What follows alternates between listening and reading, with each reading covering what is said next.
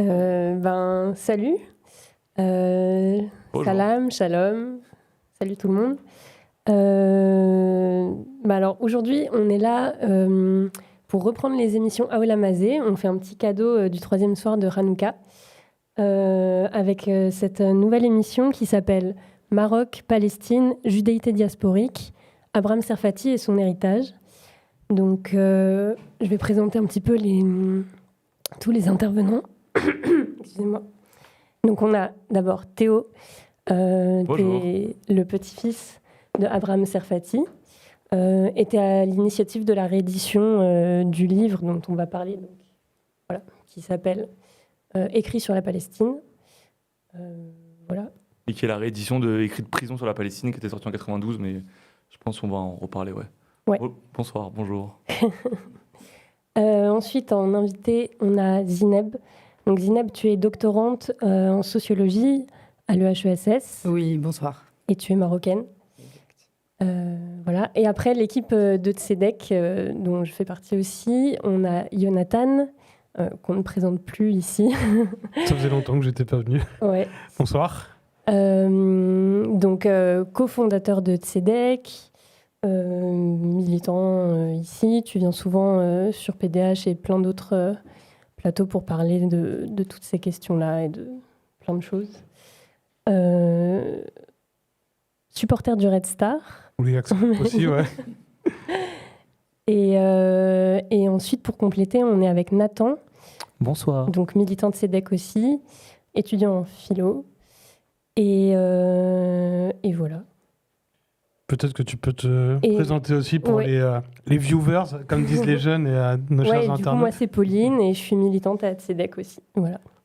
Et du coup...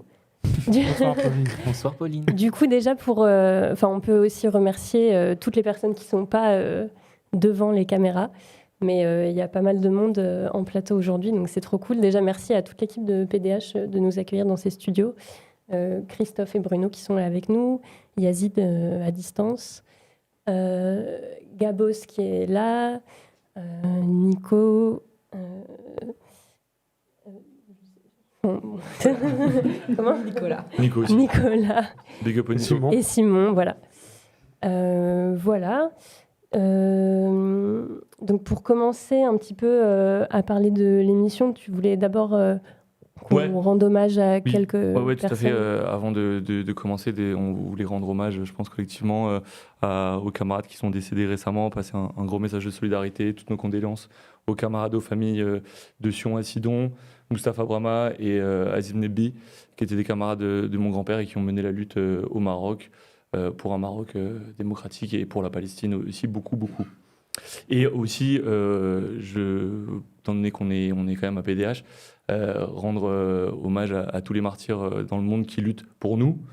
Et on a fait une interview avec Jonathan aux médias il n'y a pas longtemps. Je disais que j'étais très heureux de commencer ma première interview aux médias, donc je ne peux pas le dire ici, mais je suis très heureux et très honoré de commencer mon premier live à PDH.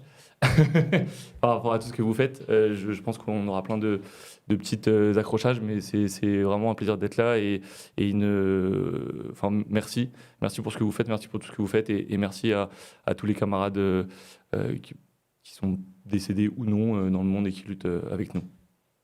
Je ne sais pas si ça a bien marché parce que j'ai les photos à afficher, donc je peux les remettre s'il y a besoin en régie, mais il y a... Bon, okay. Le temps de reprendre aussi au nom de Tzedek, évidemment, adresser nos plus sincères condoléances aux proches des victimes de l'attentat de Sydney qui a eu il y a 2 jours. Il n'y a pas grand-chose d'autre à rajouter étant donné les circonstances effroyables dans lesquelles ça s'est passé. Mais vous vous doutez que ça nous a forcément touchés toutes et toutes aussi, et plus particulièrement chez Tzedek. Du coup, donc, on est là pour parler de la réédition du livre. Donc, en fait, oui, effectivement, c'est un livre qui était sorti déjà, donc tu as dit en 92, ouais, tout à fait. Okay. C'est Écrit de prison sur la Palestine que mon grand-père a écrit entre 81 et 85 à la prison de Kénitra. qu'il a sorti. C'est le premier livre qui sort après quand il a été exilé en France. Enfin, on reviendra je pense, sur son histoire un peu après, mais le premier livre qui sort, c'est tout un symbole. Après 18 ans de prison, c'est du coup écrit de prison sur la Palestine, qui était qui synthétisait aussi des textes qu'il avait écrits un peu plus tôt dans Lutte antisioniste et Révolution arabe, dont on parlera aussi, je pense. Et du coup, ce livre qui est sorti en 92, ça fait quelques temps que j'avais l'ambition, la volonté, le devoir de faire quelque chose sur mon grand-père, d'honorer sa mémoire, de faire en sorte que son héritage perdure. Parce que derrière, entre mon grand-père et moi, du coup, il y a mon père, qui lui-même a beaucoup subi la répression, a lui-même fait de la prison pour la seule raison que d'être le fils de son père. Et moi, j'ai eu le malheur et la chance de ne pas connaître toute cette histoire. Moi, mon grand-père, il est sorti de prison, j'étais né. Dès que j'avais quelques mois, donc je l'ai vraiment connu comme mon grand-père et je pense qu'il a voulu préserver avec moi le peu de relations familiales qu'il a malheureusement pas pu avoir au vu de ses engagements. Et donc j'ai découvert malheureusement la figure de l'homme politique, le militant, l'intellectuel qu'il était après sa mort. Et à partir de ce moment-là, surtout à partir du moment où moi je me suis politisé, parce que jusqu'à mes 19 ans, l'âge à laquelle il est parti, on va dire j'étais un petit con. Voilà, toutes les questions dont on va parler ce soir, elles me passaient bien au-dessus de la tête et je pensais à m'amuser.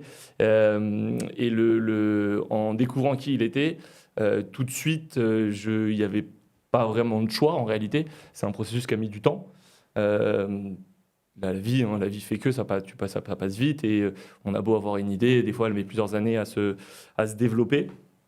Mais donc j'avais vraiment ce sentiment de devoir jusqu'à ce que on en vienne du coup concrètement à avoir ce texte et qu'on concrètement on se mette à parler de mon grand-père et de qui il était.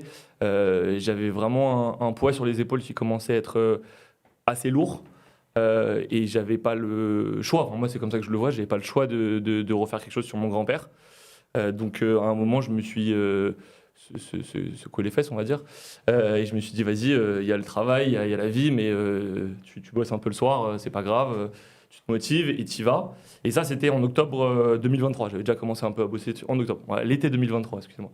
J'avais déjà commencé un peu à bosser dessus, mais voilà. L'été 2023, je me dis, vas-y, let's go, on y va. Et du coup, le 7 octobre arrive et les horreurs qui s'en sont suivies. Donc, la réédition des cris de prison sur la Palestine est devenue une évidence dans l'ensemble des choses qu'il y a à faire. Je pense qu'on pourra en reparler, on a un peu le temps, mais la réédition des 6 livres qu'il a écrits, des 7 livres qu'il a écrits, n'est qu'une partie, en réalité, du travail de mémoire qu'il y a à faire autour de lui. Mais donc, du coup, la réédition des cris de prison sur la Palestine est devenue une évidence à partir d'octobre 2023, donc même ça a accéléré les choses, ça a rendu le choix malheureusement plus simple, et donc on en est arrivé à écrire sur la Palestine parce qu'on a rajouté des textes qu'il a écrits après la prison. Oui, tu veux dire que vous avez enlevé le mot écrit de prison parce qu'en fait il y a d'autres textes qui viennent d'après la prison. Ouais, c'est ça. Parce que du coup c'est aussi dans tout ce poids, c'est parce que j'ai récupéré en vrai ces archives. Je me rappelle d'avoir eu cette lucidité assez rapidement de dire à mon grand-père je veux son ordi, je veux son disque dur. Et en fait, je me suis rendu compte qu'il y avait énormément de textes de plein de choses, de sa sortie de prison à sa mort. Même si sur les dernières années, il a arrêté d'écrire. Donc, à partir du moment où on s'est dit que c'était écrit de prison sur la Palestine, le premier objet concret qu'on allait rééditer, sur lequel on allait avoir une action, on s'est mis avec l'éditeur et des copains sur quel texte choisir. Et donc, du coup, forcément, il était organisé, hein, vous vous doutez bien. Donc, dans l'ordi, il y avait des dossiers avec marqué sionisme, avec marqué Palestine. Donc, après, il a fallu choisir. Et du coup, ça a fait ce recueil-là. Et puis après, avec Sileps, on a eu un travail critique dessus pour donner ce écrit sur la Palestine qui est sorti il y a 2 mois.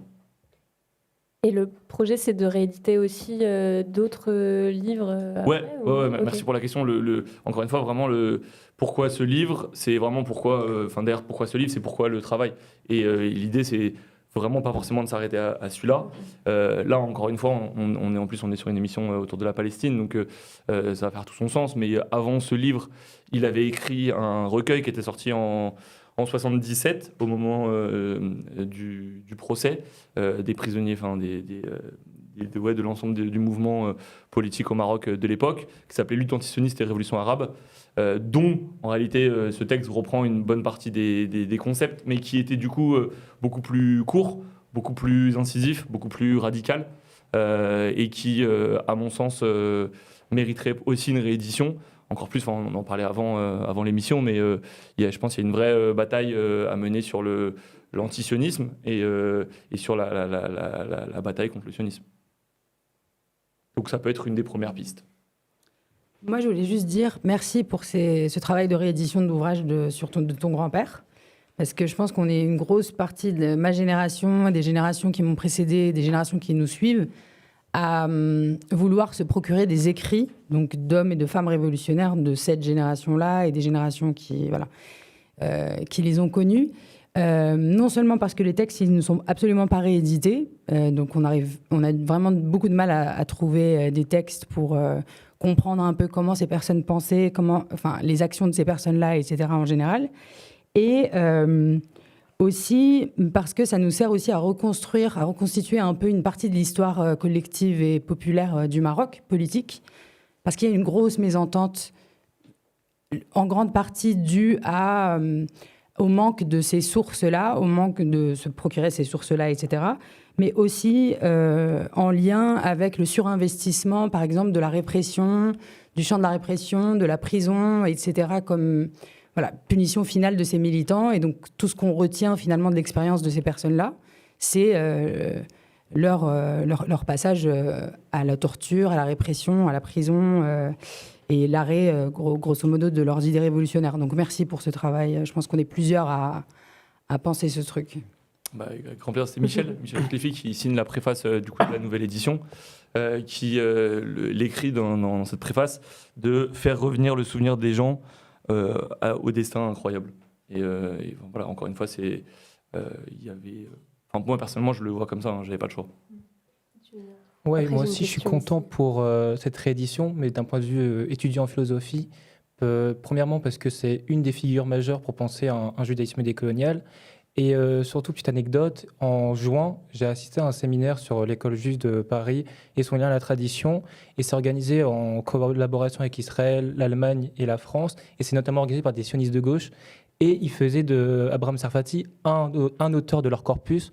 Donc je suis content que cette réédition se fasse avec toi Théo et surtout avec la postface par Tzedek, car ça encadre ces auteurs dans un point de vue qui est antisioniste et ça permet de mettre fin à cette chimère qui serait un sionisme décolonial auquel Abraham Sarfati n'appartient pas du tout. Voilà. Oui. Ouais. Pour dire 2-3 mots sur la postface, nous c'est vrai que ça a été un vrai honneur quand on a proposé à Tzedek de la faire. Je dis pas ça seulement parce que j'y ai contribué personnellement, mais parce que moi, au fil de ma politisation, qui pour le coup date pas forcément d'hier parce que je commence à être un peu vieux,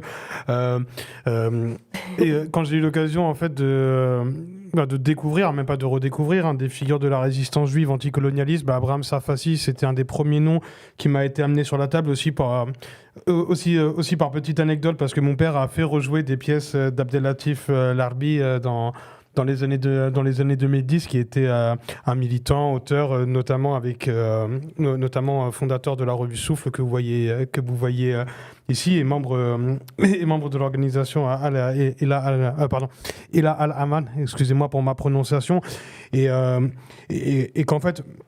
qu'en fait, ces écrits que je connaissais à travers les écrits de Prison pour la Palestine, moi, ça a joué un rôle considérable dans ma politisation et dans la volonté, en fait, justement, de se réapproprier ces identités diasporiques révolutionnaires, mais aussi tout simplement pour donner des outils et des billes. Et ça, je pense que c'est vraiment quelque chose qui manque, pour les raisons que Zineb à évoquer, parce qu'il y a peut-être eu un manque de transmission qui aujourd'hui est peut-être un peu plus possible, un petit peu plus faisable à l'ère du numérique. Et c'est vrai que là, quand je lisais par exemple les commentaires de l'émission qu'on a faite conjointement sur le média, c'était hyper émouvant parce qu'on avait des gens de 3 générations issus de la diaspora marocaine ou qui habitent au Maroc en fait, qui nous disaient mais en fait on a tellement besoin de ce genre d'outils. Alors nous ça nous touche en tant que juifs et juifs, mais je pense que ça touche tous les militants internationalistes un petit peu solides. Donc voilà, merci encore pour ce travail et on a hâte de lire les prochaines rééditions.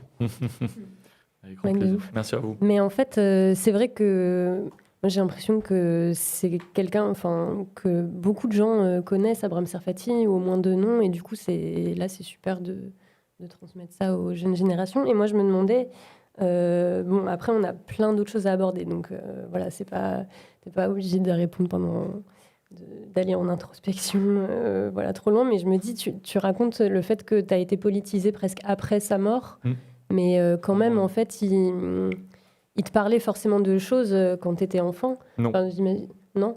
Donc, genre, tu savais pas qu'il était allé en prison quand tu étais enfant? Si, je pense, je le savais, mais du coup, moi, je refais un peu vite fait rapidement l'historique. Moi, je suis né en avril 91. Mon grand-père, il est sorti de prison en septembre 91. Il a été exilé en France. Et du coup, moi, je l'ai toujours connu. J'ai jamais, parce que du coup, clairement, dans sa vie, elle est aussi marquée par l'absence auprès de ses proches, auprès du coup de son fils, de sa famille. Et moi, j'ai jamais subi ça, j'ai jamais connu ça. Et du coup, c'est ce que j'ai dit tout à l'heure en intro. Je pense que il a voulu, grâce à moi, avec moi, avoir une relation familiale normale. C'est quelqu'un qui a toujours voué sa vie à la lutte. De ses plus jeunes années à la fin de sa vie. Et ça, il en a payé le prix. Donc je pense qu'avec moi, il a voulu se préserver.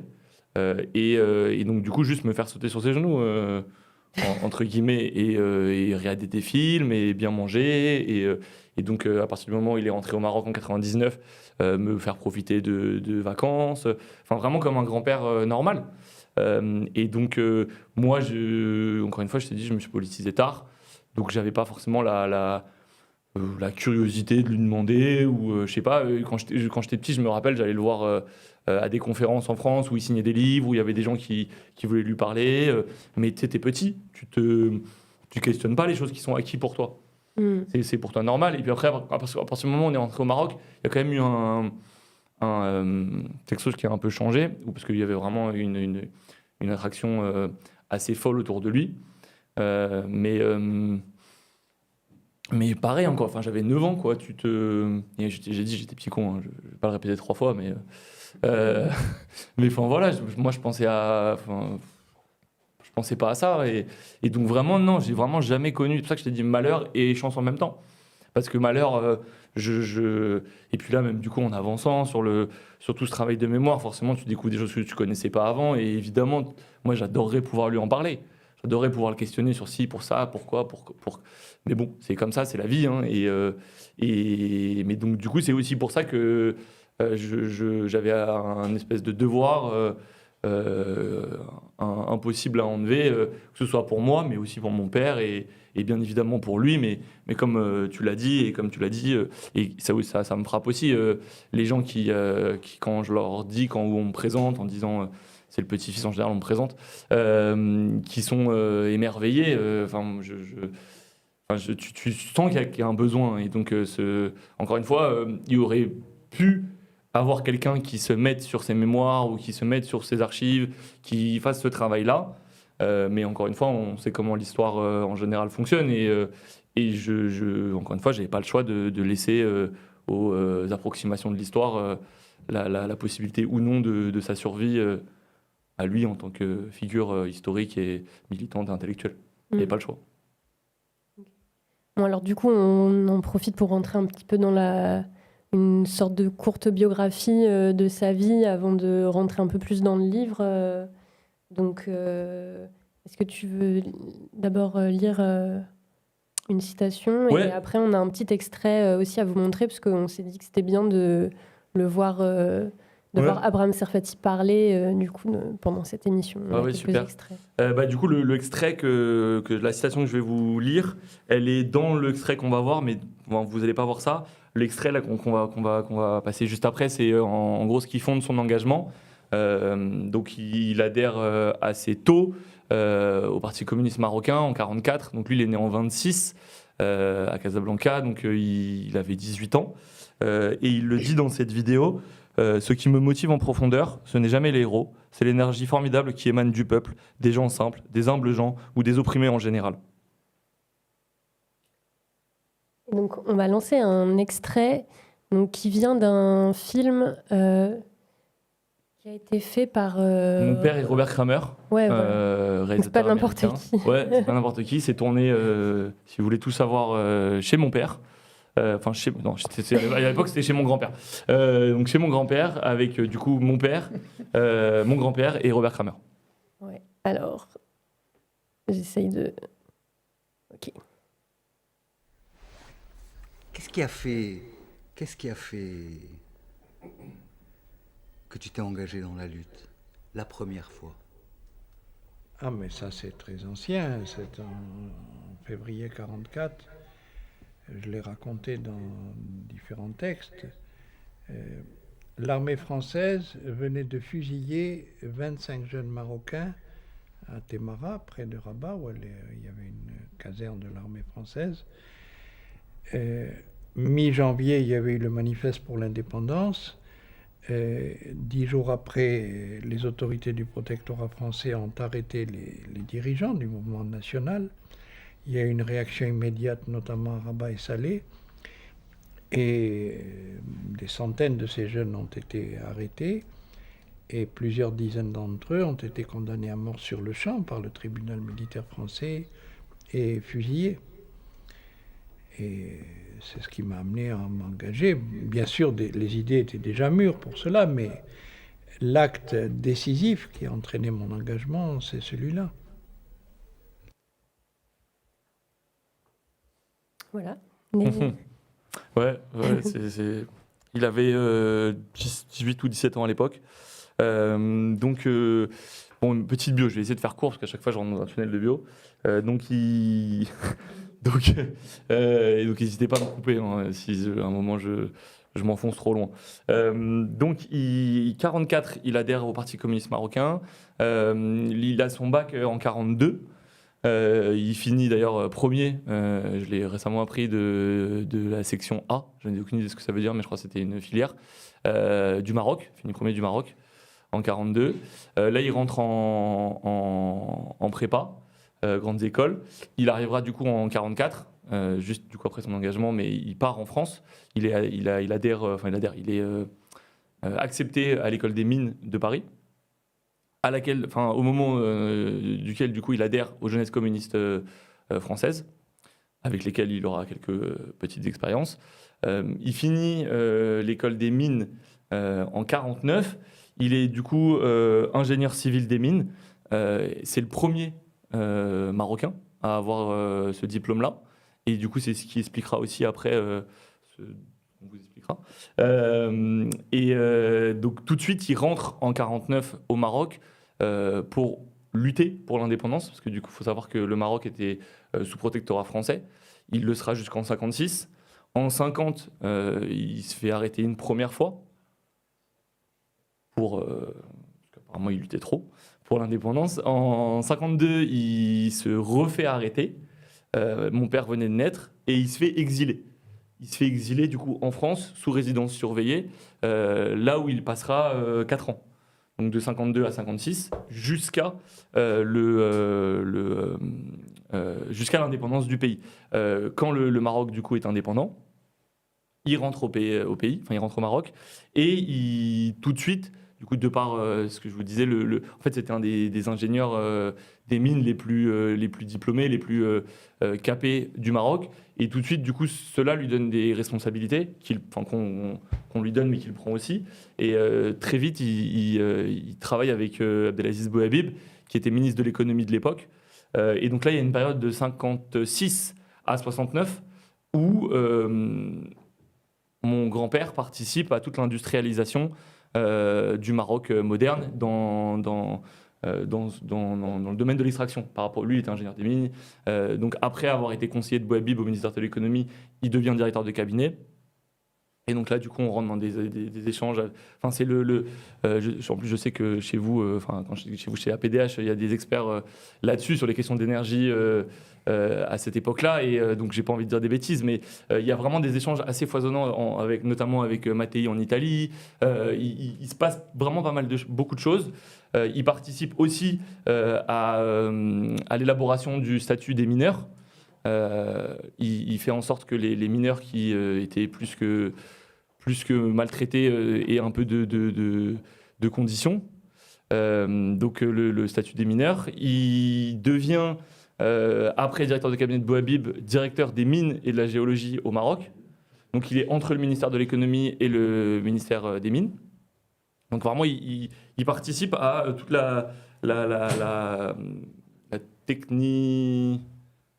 non, je n'ai pas le mot. Mais en gros, il industrialise toutes les techniques d'extraction qu'on peut avoir au Maroc et en même temps, il forme toute une génération de cadres qui participera à la direction et aux classes dominantes marocaines. Ce qui, du coup, aussi jouera, je pense, dans le traitement qu'il pourra avoir après sur la répression. Enfin, c'était pas un militant, entre guillemets, comme un autre.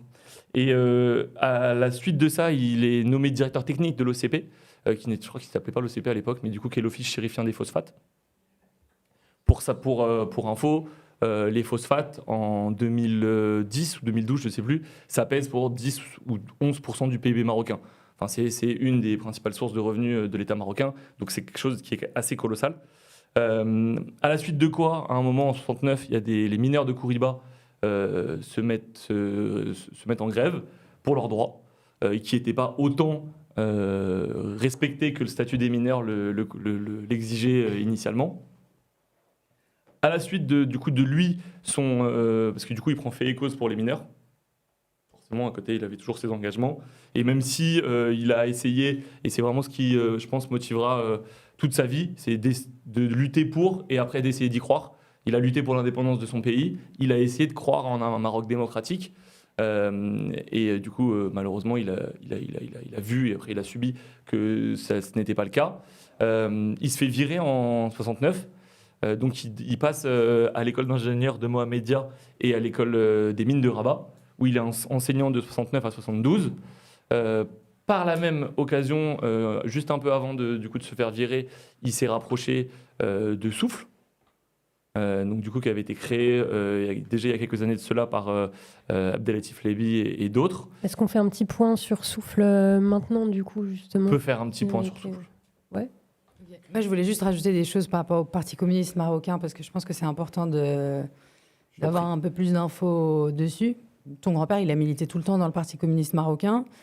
Il a été effectivement interdit en 51 ou 52, le Parti communiste, par le sultan, mais sous, on va dire que la résidence générale française, donc la colonisation française, a un peu forcé le sultan à interdire le Parti communiste.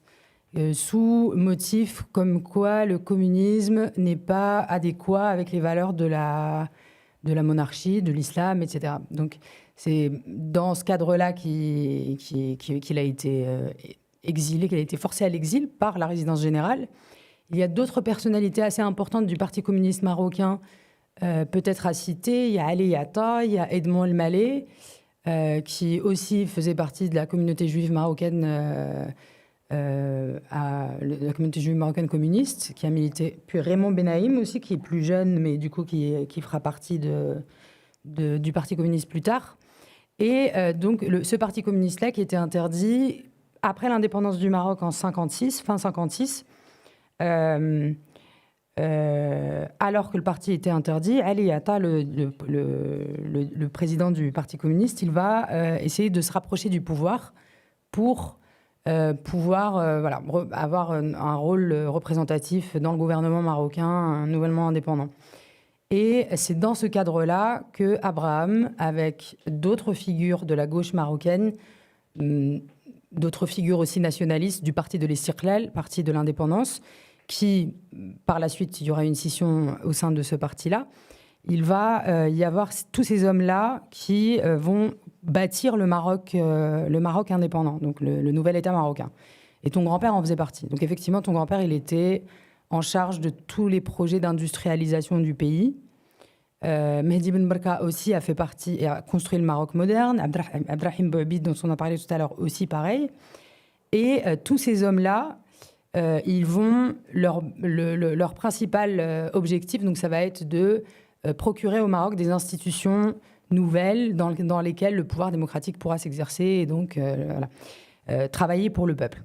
Seulement, à partir d'un certain moment, ils vont commencer à se rendre compte qu'en fait, leurs objectifs à eux, c'est travailler pour le peuple, mais pour Hassan II à l'époque, donc qui était le roi à cette époque-là, c'est autre chose. Hassan II va faire une alliance avec les résidus, on va dire, du colonialisme français, qui sont des généraux de l'armée, etc. À partir de ce moment-là, toutes ces personnalités-là qu'on a citées, elles vont comprendre que, en fait,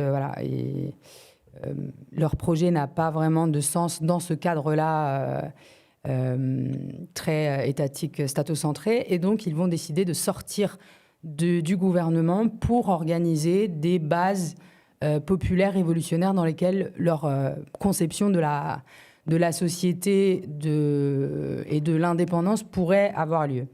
Donc, Souffle en fait partie. Donc, Souffle, en fait, après, le Parti communiste s'est refait interdit par la suite. Donc, c'est ça. Ton grand-père, il a vécu donc, en tant que communiste dans une expérience politique d'un parti qui se faisait interdire au fur et à mesure, à plusieurs reprises. Et quand le Parti communiste s'est fait interdit en 58-59, il n'a pas exercé de rôle politique de façon officielle, mais bien évidemment, il était présent de façon officieuse sur le terrain, avec des publications, des tracts, des militants, des AG, plein de choses qui se faisaient. Et à partir de 68, je crois, il va y avoir une émergence d'un parti politique qui s'appelle le Parti de la Libération et du Socialisme, PLS. Et c'est dans ce cadre-là du PLS où il va y avoir une association de recherche culturelle qui sera en lien avec le PLS. Et ton grand-père va héberger des réunions de l'ARC. Donc, le premier numéro de Souffle où Abraham il a contribué, c'est le numéro sur l'action action et recherche culturelle. Donc, c'était vraiment un gros programme du PLS, du Parti communiste marocain. Et il va y avoir donc plein d'intellectuels, plein d'artistes, plein d'étudiants, plusieurs personnalités du communisme marocain qui vont graviter un peu autour de cette association-là. Et vraiment énormément d'artistes dont l'équipe de Souffle fait partie. Et ton grand-père va rencontrer Abdeltef Labi. Normalement, hein, c'est ce qui est dit dans l'entretien avec Kenza Sfrewi, qui a fait un très beau travail autour de la revue Souffle. Et donc, il va rencontrer Abdeltef Labi Abdeltef Labi rencontre Abraham chez lui. Et c'est à partir de là que commence cette collaboration avec la revue Souffle, qui est une revue qui est née en 66 ou 65. 66. Et qui aura pour objet de défendre une nouvelle culture marocaine. Voilà. Donc là-dessus, c'est l'autre. On est perdu dans les rêves. Hop, Faut montrer moi ici, j'ai capté. C'est là. Ah ok. Ça, C'est là. voilà. Là, Alors- c'est pour moi. Là. Non, c'est Ouais. bon. Toi, t'es là. Non, juste Et, du coup, c'est une revue. Et ça, c'est un travail de recherche Sur la sur revue. cette revue. C'est ça, ouais. Et là-dedans, du coup, il y a Kenza qui interviewe, entre autres, mon grand-père, mais bien évidemment pas que. Et du coup, si vous voulez, je vous lis. Du coup, le rôle, quand elle l'interroge sur quel rôle a joué Souffle dans la lutte et donc, du coup, dans la future création de ILM et des différentes organisations révolutionnaires qui vont se créer. La revue Souffle a joué un rôle important dans cette mutation vers l'engagement politique. À la fin des années 60, c'était le désarroi. La gauche marocaine ne voyait pas trop vers où aller. Les structures politiques, que ce soit l'UNFP, le Parti communiste, qui s'appelait le PLF à l'époque, ou d'autres forces de gauche étaient, non pas embrigadés, mais encerclés par la politique du pouvoir, de Hassan II principalement, qui visait à donner un peu d'espace de liberté, mais pas trop, dans le cadre d'une politique qui, non seulement sur le plan marocain, mais sur le plan arabe, était complètement réactionnaire. La revue Souffle a été à la base du mouvement que nous avons contribué à créer avec l'AEBI et d'autres camarades en 70. C'était la rupture avec les structures politiques existantes et la création d'un mouvement beaucoup plus radical, qui est devenu Hilal MM dans les années suivantes. Progressivement, on ne peut pas dire qu'on avait cette idée en tête dès le début, mais en même temps, le fait de se retrouver nous a donné conscience de notre propre force. C'était surtout la jeunesse scolarisée, aussi bien les étudiants que les classes supérieures du lycée. Ouais, je lis vite. Il y avait une question d'ailleurs d'une ou d'un internaute qui, à mon avis, t'es directement adressé. Où est-ce qu'on peut encore trouver la revue Souffle ? Peu importe le format, je pense que ce soit en PDF, parce qu'il me semble qu'en physique, c'est plus compliqué. Oui, en physique, c'est très compliqué et c'est très compliqué. On peut trouver tous les numéros qui ont été scannés sur le site des archives d'Internet. Grosso modo, en tapant Souffle, revue Souffle, PDF, on peut trouver tous les numéros qui sont scannés en français. Donc la version arabophone, je ne suis pas sûre où est-ce qu'on peut aller la trouver. Notamment celui-là sur la révolution palestinienne, il est en entier sur Internet. Oui. Et du coup, celui-là, c'est vraiment, par rapport à tout ce que je viens de vous lire, celui qui marque entre guillemets, la rupture. Même si, du coup, dans la thèse de Kenza, elle pousse pour que, notamment, la manière dont ils analysaient, ils regardaient la question culturelle, non pas comme une question isolée de la politique, mais comme son ferment en réalité.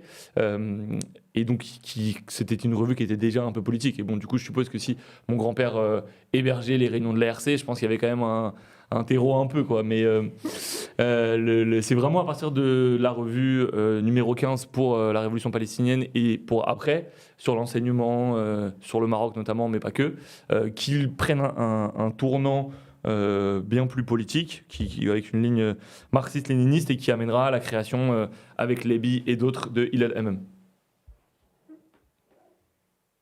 Si tu veux, du coup, je peux te redire une dernière citation de cet entretien.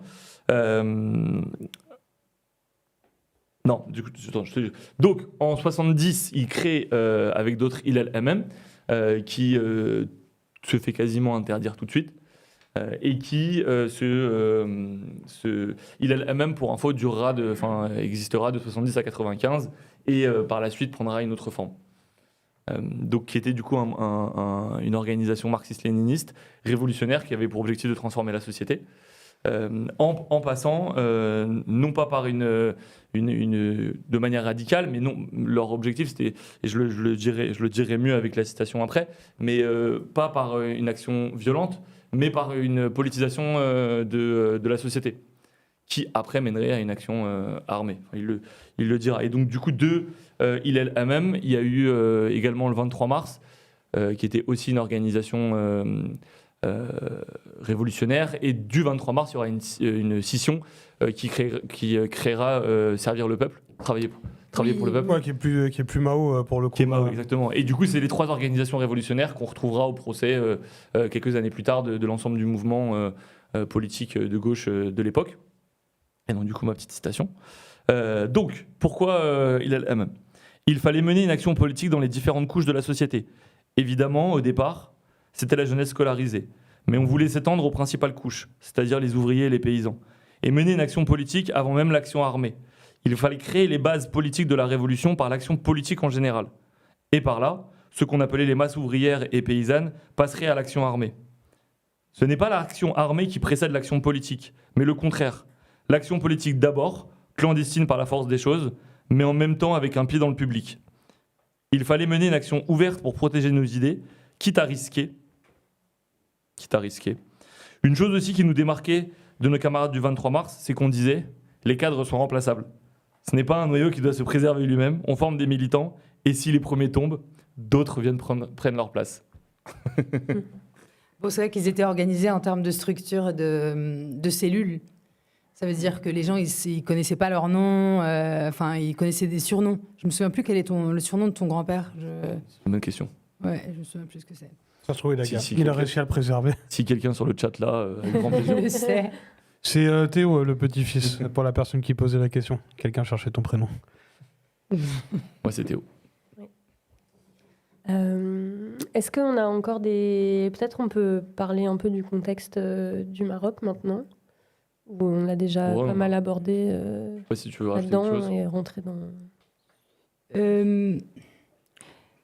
Enfin, après l'histoire marocaine, je pense qu'elle est marquée par des scissions de différents groupes politiques et de partis politiques. Comme tu disais, Théo, déjà, enfin, tout à l'heure, j'avais évoqué le rôle de le parti l'Istiqlal, où il y avait Mehdi Ben Barka aussi. À un moment donné, quand l'aile radicale gauche, enfin l'aile gauche plutôt, du parti de l'Istiqlal, elle s'était rendu compte qu'en fait, bon, bah, il n'y a pas forcément de place pour leurs idées politiques. Le parti, l'aile conservatrice du parti ne fait que renforcer le statut de la monarchie et les pouvoirs de la monarchie, etc.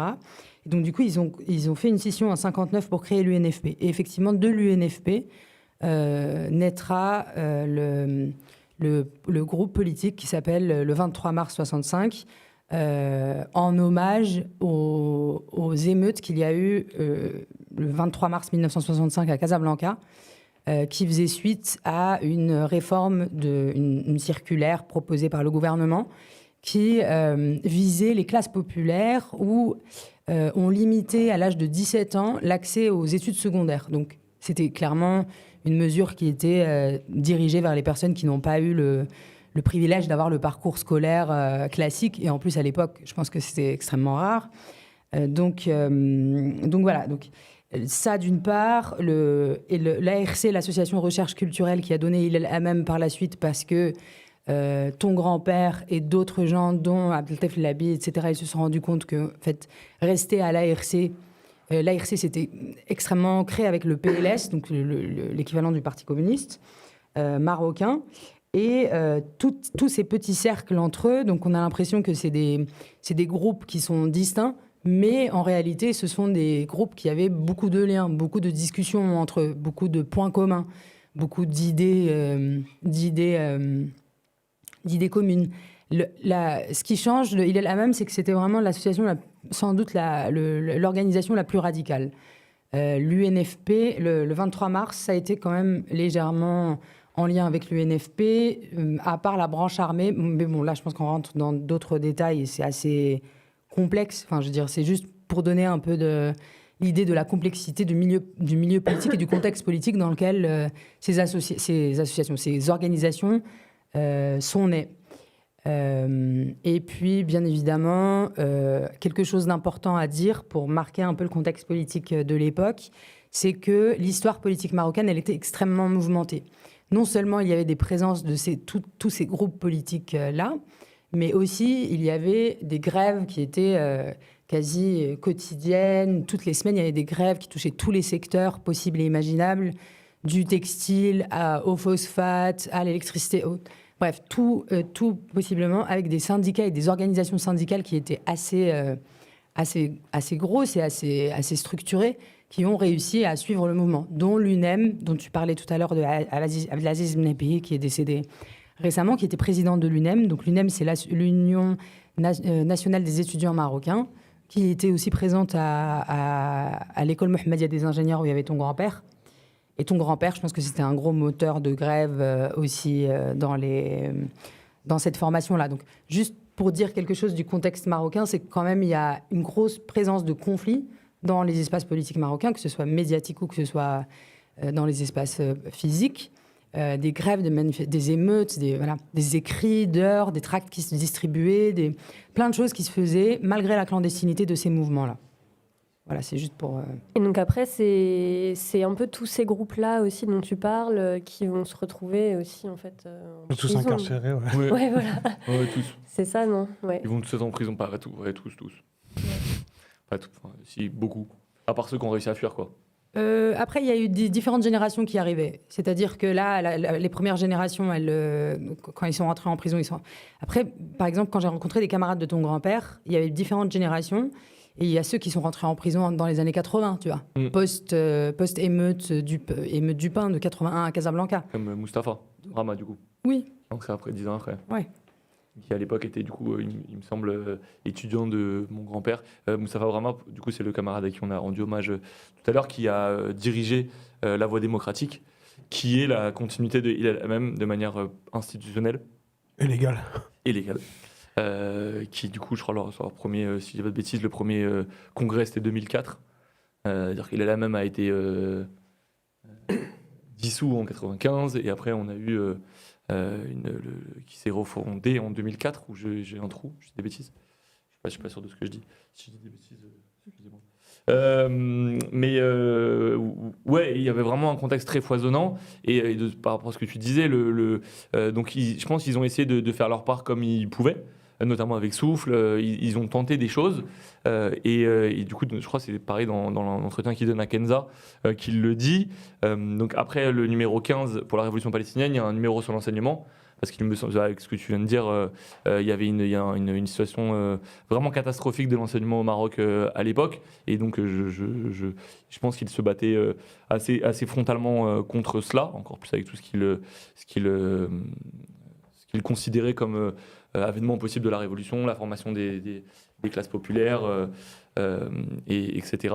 Et c'est du coup suite au colloque de Ifran sur l'enseignement, réuni à l'initiative de Hassan II, qui avait convoqué l'ensemble des partis, l'ensemble des syndicats, qui était du coup une impasse absolue, qu'il a la même secret. Et où du coup, comme je l'ai cité tout à l'heure, il voyait les partis de gauche aller vers une impasse, et ils se sont dit qu'ils n'avaient plus le choix. Alors, il y a quelqu'un qui dit qu'il faut arrêter de latiniser les prénoms, c'est Brahim Serfati. Okay. Pardon.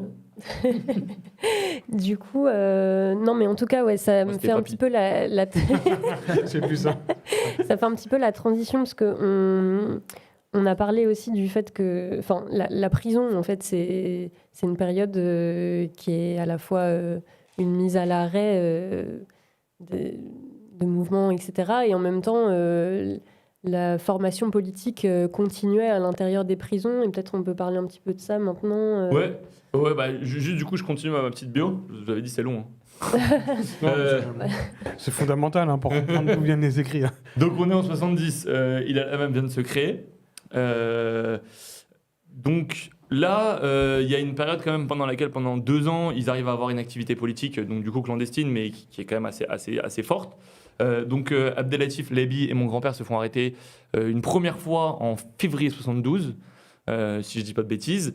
Tout de suite après leur arrestation, des manifestations assez énormes éclatent dans les plus grandes villes du pays, dont notamment énormément d'étudiants. Je crois que vous le comprenez, hein, la base militante de tous ces mouvements, c'était la jeunesse scolarisée, comme il le dit, soit dernière classe du lycée, soit première classe d'études supérieures. Et donc, du coup, les jeunes se mettent en marche pour demander la libération pour Serfati et pour le Lebi, ce qu'ils obtiennent quelques semaines. Ils restent pas longtemps en prison, en réalité. Ils font un passage assez éclair en prison.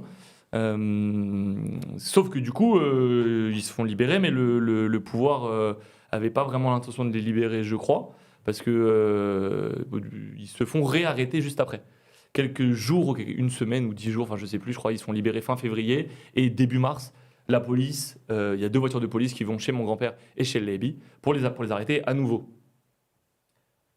Fort heureusement pour mon grand-père, ou pas, je sais pas, il était un peu plus matinal que la police, et il était déjà chez le Lebi.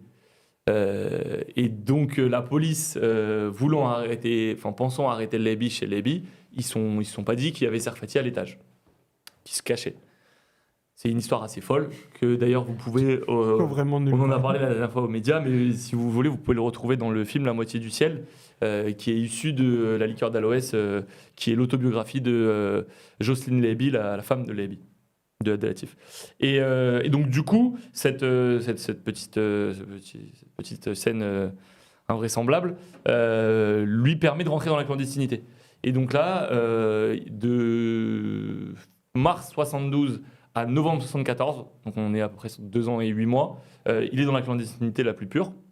Personne ne sait où il est. Moi, je sais, et d'ailleurs, si pareil sur le chat, vous savez ce qu'il a fait pendant ces 2 ans et que vous l'avez croisé, n'hésitez vraiment pas à m'envoyer un message. Je serais vraiment plus que ravi de discuter avec vous. Enfin, c'est ça que je te disais tout à l'heure, le travail de mémoire. Ouais. Là, un des travaux que j'essaie de faire, c'est d'aller rencontrer potentiellement tous les gens qui l'ont connu, qui l'ont aidé à différents moments de sa vie, pour essayer de recouper l'histoire. Comme le disait Zineb tout à l'heure, en fait, toute cette histoire-là, à part dans la mémoire de certains camarades, elle n'existe pas. Et moi, je sais que pendant la clandestinité, il a fait au moins 2 allers-retours en France. Je sais qu'il a aidé des camarades vietnamiens à quitter le Vietnam parce que là, c'était la guerre. Enfin bref, il s'est passé plein de choses. Et donc vraiment, si éventuellement sur le chat... Et alors, la clandestinité, où il y a une espèce de trou biographique dans sa vie, c'est combien d'années? C'est 2 ans et 8 mois. Ok. Mais après, on sait un peu ce qu'ils faisaient, hein, c'est ce que tu disais. Du coup, ils ont des zones de code, ils ont des rendez-vous fixes. C'est là où, du coup, ils rencontrent Christine, qui a été, du coup, avec laquelle ils ont fait la mémoire de l'autre. Ouais, c'est ça. Je pense qu'on peut les retrouver là.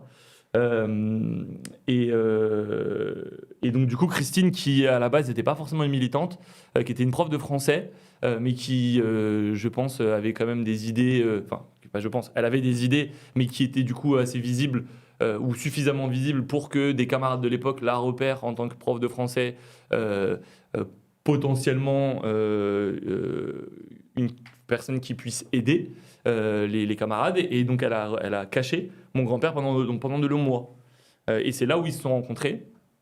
Et c'est là qu'il a un peu, elle, construit la lutte de sa vie, qui a été celle des prisonniers politiques marocains, et en premier lieu, bien évidemment, celle de mon grand-père, qu'elle épousera par la suite.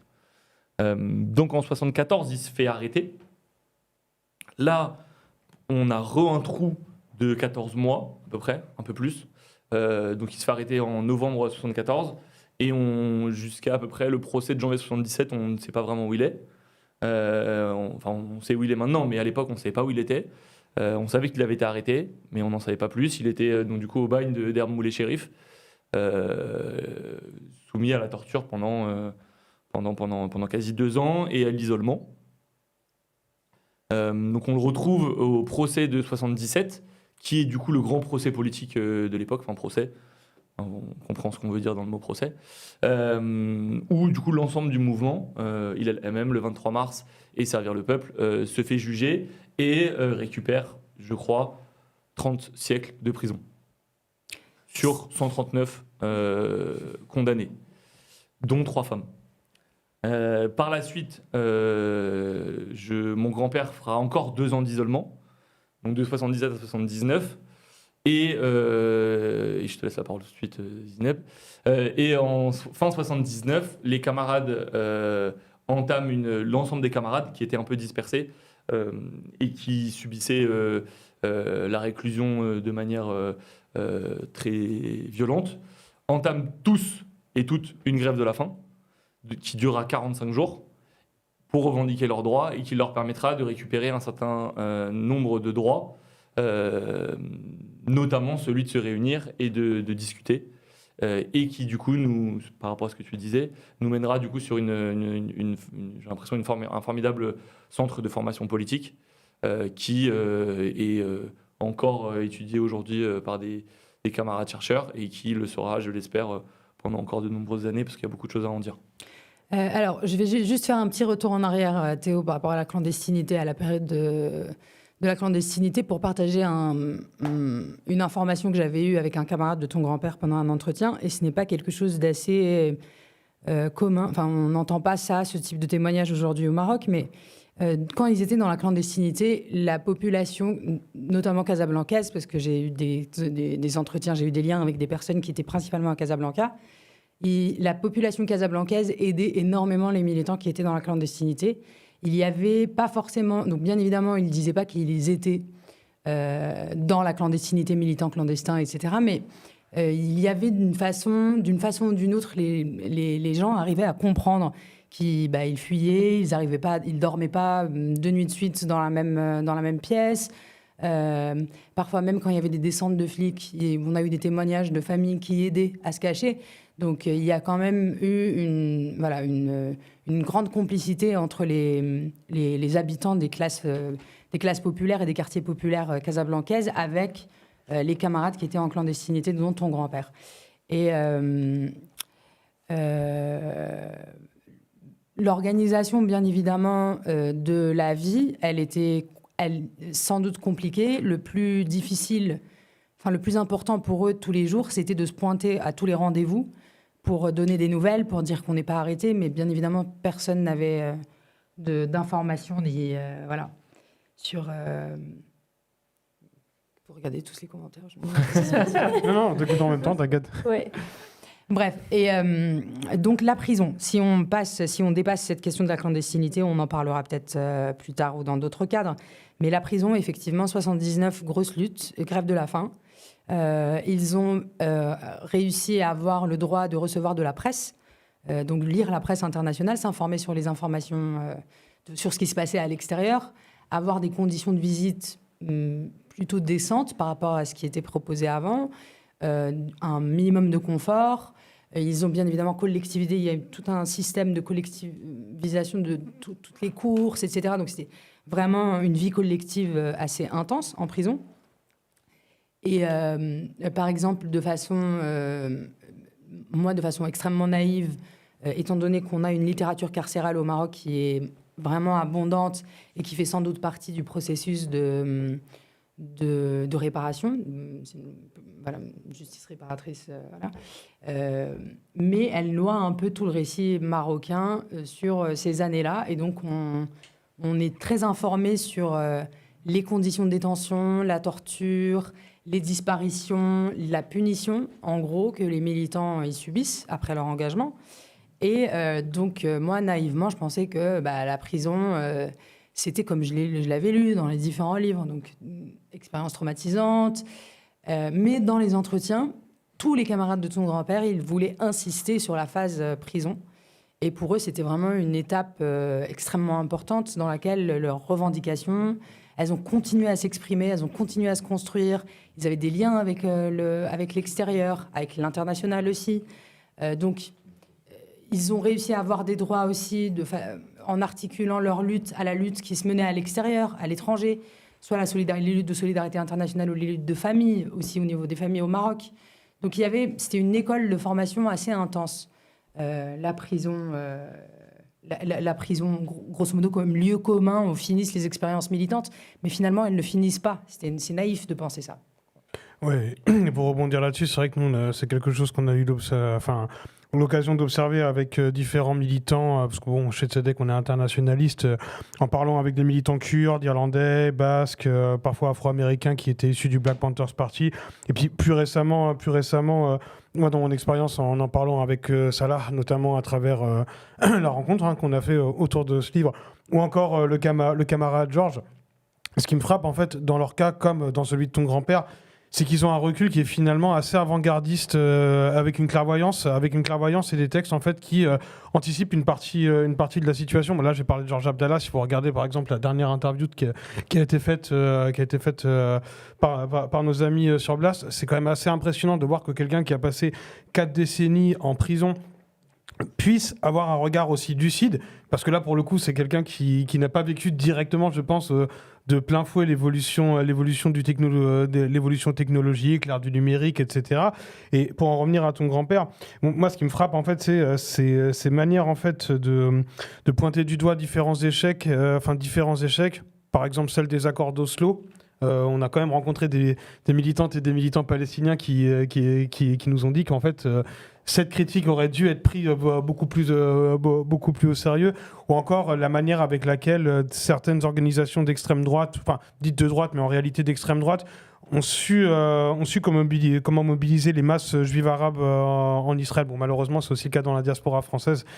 Et c'est vrai que en fait la prison en fait, ce que beaucoup de ses camarades nous ont dit, c'est que non seulement c'est un centre de formation, mais l'idée en fait c'est que quand tu en ressors en fait, tu vas pouvoir aussi former différentes militantes et militants politiques à devoir le voir en fait comme une étape qui n'est pas indispensable mais qui risque d'être arrivée et dont il faut pas avoir peur parce que tu vas en ressortir plus fort. Non, moi je trouve que c'est courageux, exemplaire, hein. Je sais pas si ça peut s'appliquer à nous de la même manière en Occident, quoique on a des cas par exemple comme celui de Jean-Marc où voilà, il y a une certaine lucidité qui en émane.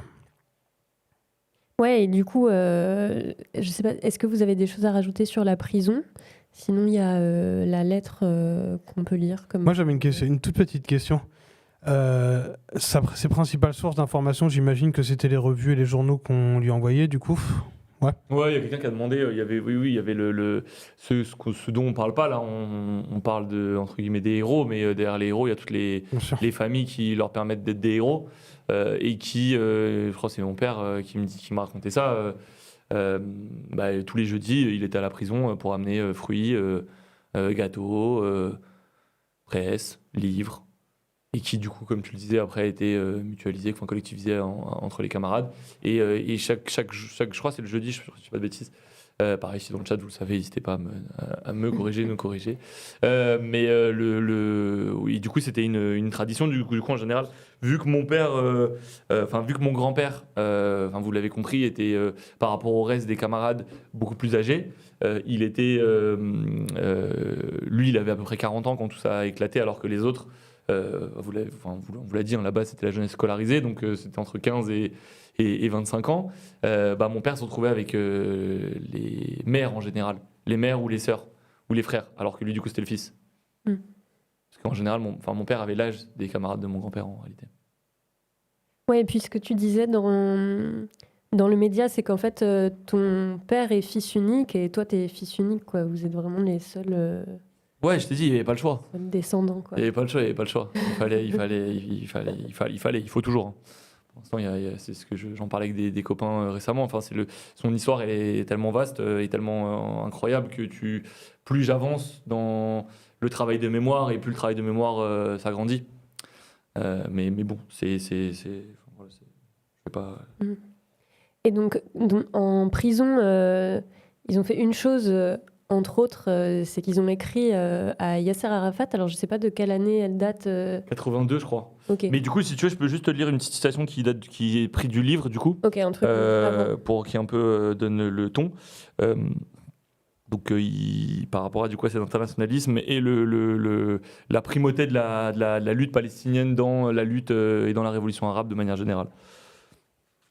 L'interpénétration du sionisme et des intérêts vitaux de l'impérialisme au Moyen-Orient et dans la Méditerranée contraint à l'interpénétration de la révolution palestinienne et de la révolution arabe, elle-même partie intégrante de la révolution mondiale. Donc c'est aussi pour ça que je pense que le numéro 15 de la revue est aussi le numéro qui de Souffle qui opère la bascule. C'est que la Palestine était, au-delà de leur lutte nationale, si je puis dire, enfin je ne sais pas si c'est le bon mot, mais la lutte qui était pour un Maroc démocratique, il y avait la lutte pour la Palestine qui sous-tendait tout. Et donc du coup, on a cette lettre de Sion à Sidon. Et c'est aussi cette capacité depuis l'intérieur de la prison ou de là où il était à articuler ensemble vraiment les luttes antinationalistes et anticoloniales et les luttes pour son pays et des luttes au niveau international. Pour lui, ça allait ensemble, quoi. Oui. Juste pour donner peut-être le contexte de cette lettre, étant donné qu'ils l'ont envoyée en juin 82, et donc cette lettre, elle a été écrite en arabe, elle a été envoyée à Yasser Arafat, donc c'est Sion Assidon et Abraham Serfati, qu'on a retrouvé publié dans le média Sans frontières du mouvement des travailleurs arabes, le même été 82. Et en fait, en lisant son bouquin dans les prisons du roi, écrit de Kenitra sur le Maroc, donc je ne sais pas si... Voilà. Qui sort la même année que du coup écrit de Prison sur la Palestine. Les deux sortent en 92, c'est les deux textes qui sortent après la prison. Et là, il explique un peu le contexte de l'écriture de cette lettre. Enfin, on comprend. Donc, je cite. « Mais toute la traîtrise des dirigeants réactionnaires arabes ne permettait pas de briser les Palestiniens. Aussi fallait-il une nouvelle agression militaire sioniste. Ce fut la guerre du Liban et le siège de Beyrouth de l'été 82. Là encore, Hassan II prête son support à l'aviation et à la marine de guerre américaine pour le ravitaillement de l'armée sioniste. Quelques jours à peine avant le déclenchement de l'agression sioniste contre le Liban, sur ordre de Hassan II, le ministre marocain des Affaires étrangères signait à Washington l'accord octroyant des facilités d'escale à l'aviation militaire américaine et prévoyant l'aménagement à cet effet de certains aérodromes marocains. Depuis, et devant la résistance héroïque des combattants de l'OLP et du peuple libanais à Beyrouth, qui mit en échec le projet sioniste de destruction militaire de la résistance palestinienne, on connaît les efforts de Hassan II pour pousser celle-ci à une capitulation politique et diplomatique. Donc voilà, c'était pour, grosso modo, exprimer leur désaccord à l'adhésion de Hassan II aux demandes de l'armée américaine et de l'armée sioniste. Donc les ports marocains étaient déjà mis à disposition en 82 et sans doute bien avant 82 de l'armée israélienne. Voilà. Est-ce qu'on lit la lettre Vous voulez qu'on lise la lettre? Elle va être hyper longue, par contre, ça peut être bien qu'on la diffuse.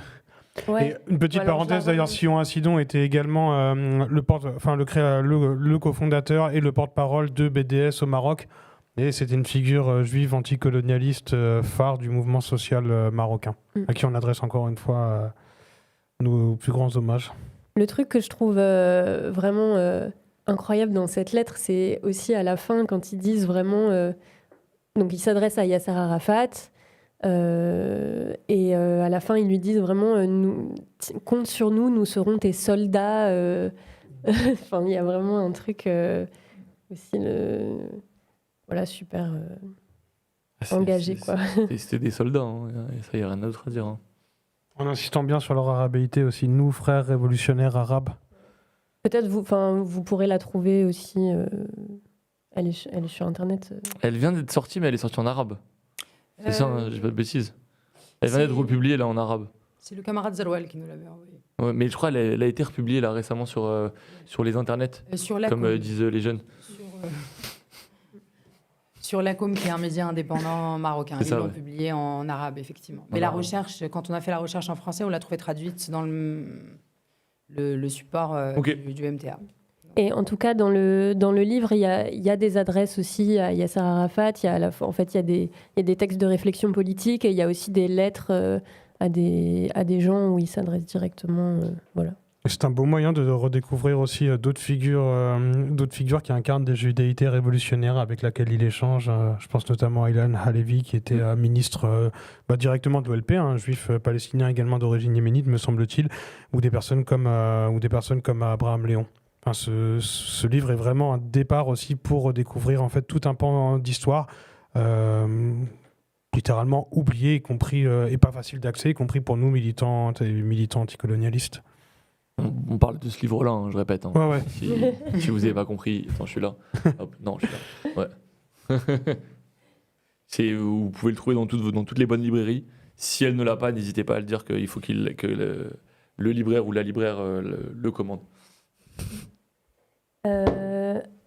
Alors, est-ce que vous voulez rajouter des choses là-dessus ou on avance Sur la bio, toujours. comme vous voulez? On avance. Ah oui, je crois qu'il y a des questions. La lettre est bien évidemment sortie de clandestinement de prison. Oui, ça, Ouais, mais on a des pistes sur Ouais. comment elle est sortie, mais voilà, on les garde pour nous. Bah non, mais en l'occurrence, la camarade qui l'a sortie, et je sais pas si... Enfin, de un, je suis pas sûr que ce soit elle. Déjà, j'ai dit que c'était elle. Et de deux... Stop, c'est bon. Et de deux, enfin, je crois que c'est pas connu. Donc voilà. Mais peut-être pour continuer sur les lettres, parce qu'il a publié pas mal de lettres. Enfin, il a envoyé. Je pense qu'il tenait une correspondance assez importante, ton grand-père, Oui. depuis la prison. Oui. Ici, on peut retrouver une lettre qu'il a envoyée aux camarades sahraouis, ou sinon aux Corses, aux camarades corses. Une lettre qui est très belle, qui s'appelle Méditerranée. Attends. Qui est très belle et qui s'appelle.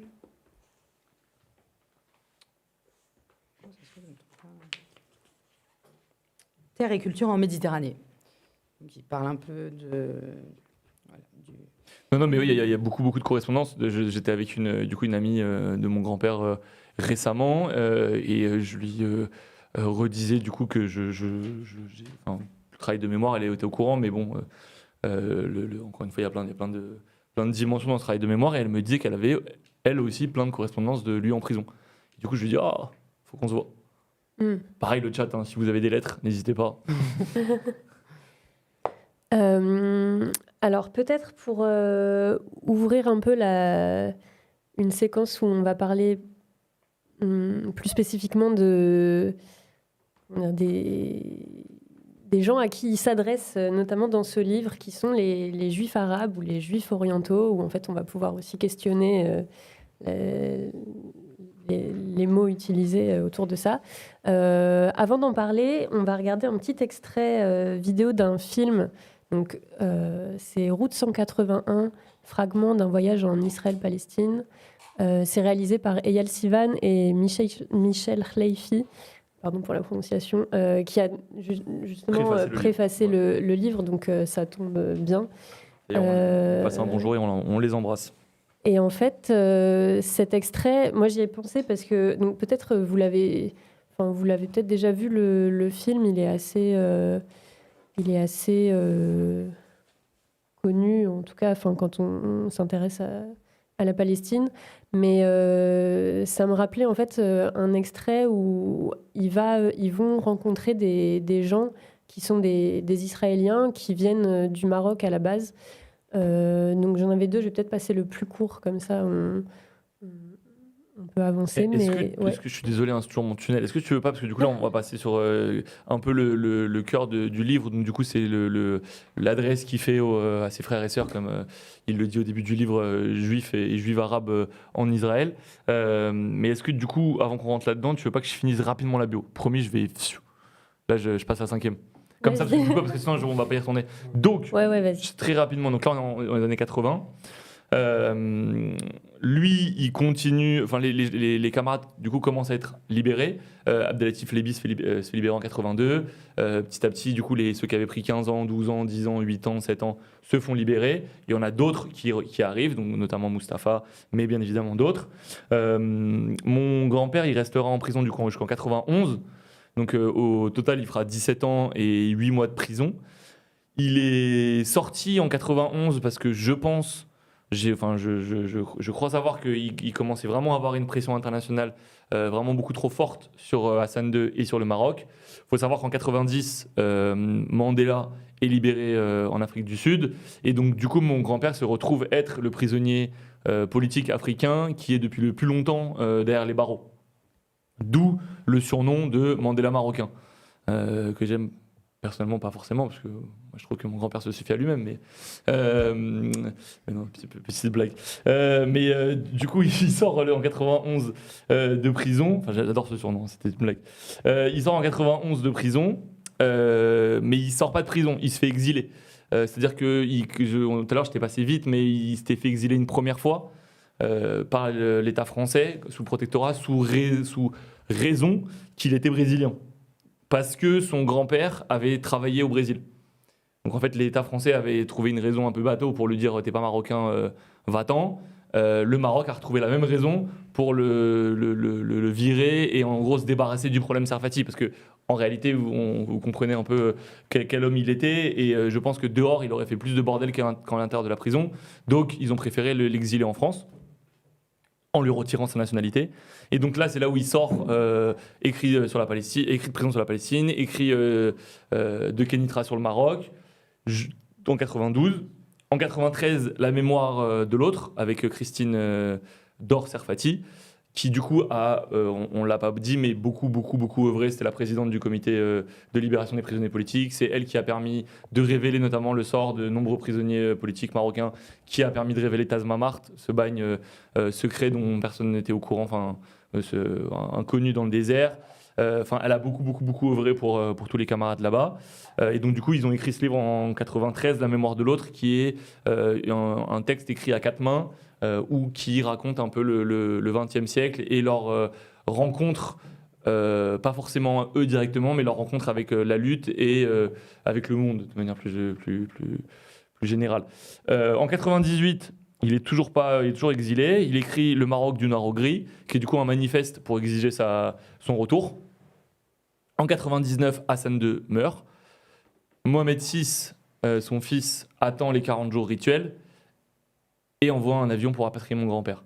Et à partir de ce moment-là, le Maroc a un renouveau démocratique dans lequel mon grand-père croit. Il essaye de faire, un peu comme il a fait vraiment toute sa vie, cet aller-retour entre la lutte et la croyance dans son pays, dans les avancées pour lesquelles il s'est battu. Parce que du coup, Mohamed VI a voulu aller au-delà des années de plomb et de l'horreur qu'avait fait subir son père à son peuple. Et petit à petit, après, la vieillesse faisant, 2004-2005, il arrête d'avoir une activité intellectuelle aussi foisonnante qu'il pouvait avoir avant. Il se calme un peu et il mourra le 18 novembre 2010. Et oui, c'est ce dont tu parlais, enfin ce dont on avait parlé un petit peu à cette période à la mort d'Hassan II, où il y a des sortes d'instances juridiques qui permettent de réconcilier là. Comme tu dis. Oui, il y a eu une instance équité réconciliation qui a été mise en place par le roi et son gouvernement en 2004. Instance à laquelle ton grand-père il a refusé. Donc moi, c'est ce qui me reste comme héritage d'Abraham aujourd'hui. Mais cette instance, grosso modo, c'est ouverture d'une agora, forme d'agora publique, un espace dans lequel on peut parler des exactions qu'il y a eu pendant les années de plomb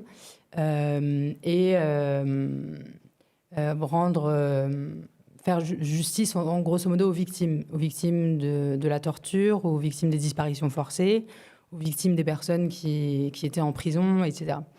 Et c'est une fenêtre qui était très très courte, qui s'est refermée assez vite, avec très peu de mémoire de ce travail qui a été fait là.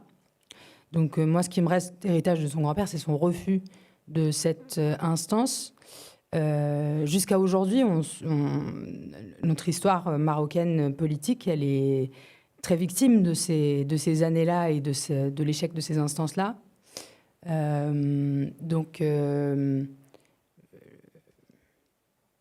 Voilà, c'est compliqué. On ne peut pas dire qu'on a tourné la page, en fait. Mais ouais. Ouais, est-ce qu'on la vidéo Ouais. Ok. Il y a quelques commentaires rigolos chez notre. Enfin, je vous les lirai tout à l'heure. Alors non, c'est pas ça. J'adore le commentaire de Dominique, hein, merci beaucoup. Celui quelqu'un qui disait que du fond de sa cellule, il voyait le monde. Et ça, quelqu'un a répondu c'est l'inverse de Sarko qui voit rien du tout depuis la sienne. Grosso modo, c'était ça. Donc, du coup, le petit extrait vidéo, juste pour rappeler, c'est un extrait de Route 181 de Eyal Sivan et Michel Khleifi, et c'est des rencontres avec des Israéliens émigrés du Maroc. Voilà. Et en fait, on les montre parce qu'on va en parler un petit peu plus après. Ça donne aussi une image des gens à qui Abraham Serfati s'adresse, notamment dans le livre écrit sur la Palestine. שנים אתה חי פה? לא הבנתי. 5 שנים אתה חי בשפר. מה אתה מצלם אותי? מאיפה באת לערב? מרוקו. עכשיו בחיי אני הולך. תאמין לי, לגמור את החיים שמה מספיק. אתה מתגעגע לשם? באמת אני מתגעגע. ואין אפשרות ללכת לשם. צריך הרבה כסף. אין ילדים. אתה יכול להגיד לקמרה אתה מתגעגע במרוקאית? אני מתגעגע למרוקו, בטח, ככה זה. במרוקאית. במרוקה. תגיד, במרוקאית. אני מתגעגע למרוקו. במרוקאית. אתה מרוקאית, אתה זוכר את החוק. אני לא זוכר. שכחתי איך אני מתגעגע.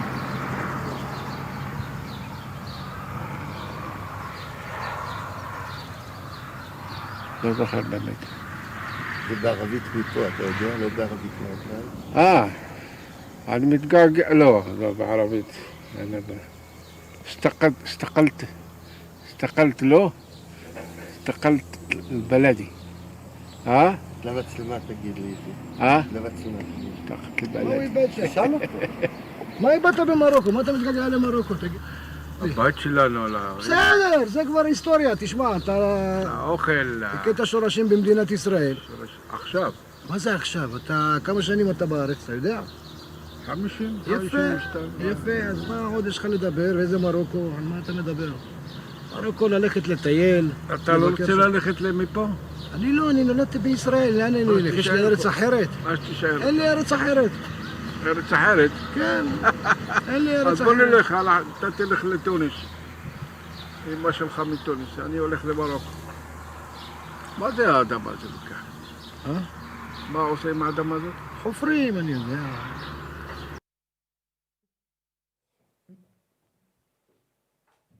Ouais. On a parti. Ok. Donc, qu'est-ce que ça vous évoque, cet extrait? L'extrait, il montre bien comment le propos de ce qu'essaie de montrer Abraham Serfati dans ses écrits, comment le sionisme s'est construit contre les identités juives arabes, comment ça les a reléguées et marginalisées.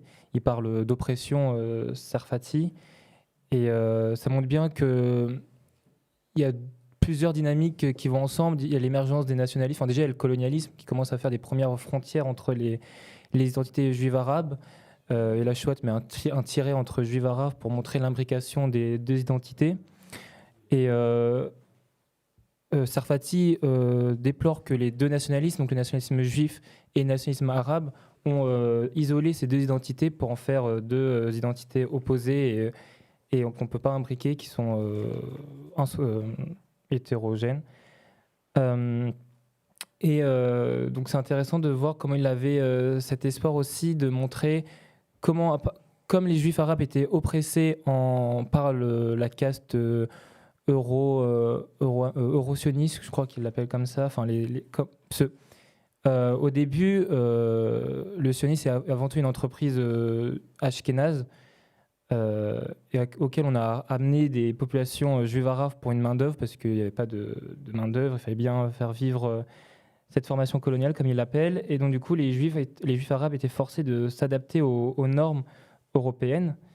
Et à partir de cette oppression, les Serfati imaginent une alliance une alliance arabe entre les juifs arabes et les Palestiniens. Mais on va en discuter. C'est vrai que ça a l'air d'une utopie comme ça. Mais à cette époque, c'est vrai que le contexte est encore moins dégénéré et extrême. Ça a toujours été un peu extrême, mais c'est vrai que parler de cette alliance pendant que se déroule un génocide, c'est vraiment encore plus utopique. Mais c'est pour ça que ça questionne du coup les écrits de Serfati. Moi, je vais rebondir là-bas et sur un commentaire, si ça te va. Grosso modo, oui, effectivement, les populations juives amazigho-arabes et issues du Moyen-Orient, donc on a regroupé en Israël sous la forme d'une identité un peu fictive qui s'appelle Mesraïm, ont effectivement subi des discriminations extrêmement fortes que je ne vais pas avoir le temps d'énumérer. Moi, je pense qu'en fait, c'est peut-être là où... C'est peut-être un des seuls trucs sur lesquels il s'est un peu gouré dans le livre, mais il faut voir la dynamique de l'époque. C'est que d'un côté, je suis désolé, mais d'un côté, il explique très bien en fait comment est-ce que le Likoud, au fil de ses lettres, comment est-ce que le Likoud en fait devient une option pour une partie des Juifs et des Juifs arabes, tout simplement parce que l'établissement ashkénaze, grosso modo, en fait, sous-traite tellement sa question que c'est même pas vraiment un sujet pour eux, alors que ce que propose la droite et l'extrême droite, grosso modo, c'est tant que vous enlevez votre arabéité, votre berbérité, vos identités dites orientales, je mets évidemment des gros guillemets là-dessus, vous pouvez appartenir à un bloc national et vous pouvez appartenir au sionisme. Et d'ailleurs, la manière avec laquelle il analyse déjà à l'époque l'ascension de Chasse, qui est un groupe orthodoxe communautaire d'extrême droite calqué sur le modèle de l'orthodoxie ashkénaze est hyper intéressant. Mais à cette époque, en fait, il y a quand même aussi des mouvements sociaux, dont un s'appelait les Black Panthers. Il y a un film pas inintéressant qui a été fait là-dessus, qui s'appelle Mesraïm, dont il explique aussi l'échec à travers notamment l'absence de ligne. Pour info, c'est un des seuls groupes qui a rencontré, un des seuls groupes israéliens qui avait rencontré l'OLP à l'époque. Et du coup, en fait, il y a effectivement un enjeu politique autour de ces identités juives arabes qui me paraît pour le moment moins. Enfin, c'est pas que c'est moins d'actualité, c'est que si on regarde majoritairement le vote des communautés, enfin sans en faire évidemment un bloc monolithique des identités, des identités juives dites Mesraïm, ou en tout cas amazigho-arabes et arabes aujourd'hui, on est quand même plutôt vers un soutien qui tend de plus en plus vers le Likoud et les forces d'extrême droite en Israël, et malheureusement aussi en France. Et je rajoute que c'est dommage que Sarfati n'analyse pas les conflits d'intérêts entre les juifs arabes et les palestiniens, parce que c'est vrai que il dit que c'est vrai que les juifs arabes sont considérés comme Israël comme de la chair à canon. Il faut rappeler que quand les juifs arabes sont arrivés en Israël, ils étaient à la frontière avec la Palestine, donc du coup c'est vrai qu'il y avait un intérêt ils pouvaient pas faire une alliance parce que les juifs arabes étaient exposés principalement à la résistance palestinienne, donc les juifs arabes ont eu un repli, c'est sécuritaire, donc il n'y avait pas d'alliance possible ils étaient directement directement exposés à ces violences. Et il y avait aussi des intérêts économiques des juifs arabes, parce que donc dans ces zones-là extrêmement rurales où il y avait une concurrence économique, et donc du coup il y a un intérêt économique à défendre l'appartenance au sionisme pour s'assurer une protection de l'emploi. C'est pour ça que ça reste vraiment très utopique, une alliance entre judéo-arabes. Il y a quelques... Pardon, ouais. Non, vas-y. Non, oui, c'est... en fait, c'est un peu la question qu'on se pose en lisant le livre, quoi. Est-ce que c'était quelque chose de réaliste ou pas d'avoir cette stratégie-là? En gros, dans le livre, j'espère que vous le lirez, on se rend compte que vraiment ils misent beaucoup sur cette alliance entre eux. Donc il analyse la société israélienne en termes non pas de classe mais de caste, et donc il considère que plutôt en bas de l'échelle il y a les juifs arabes et qui pourraient s'allier avec les Palestiniens pour contrer le sionisme. Et en fait, c'est vrai que avec le regard d'aujourd'hui, on se demande est-ce que c'est vraiment est-ce que c'est quelque chose qu'il faut garder ou pas, voilà.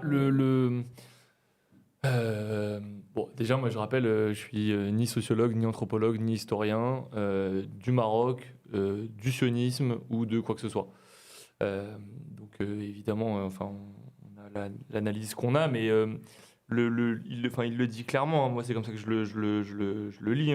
Et c'est d'ailleurs, j'ai un peu commencé mon avant-propos là-dessus.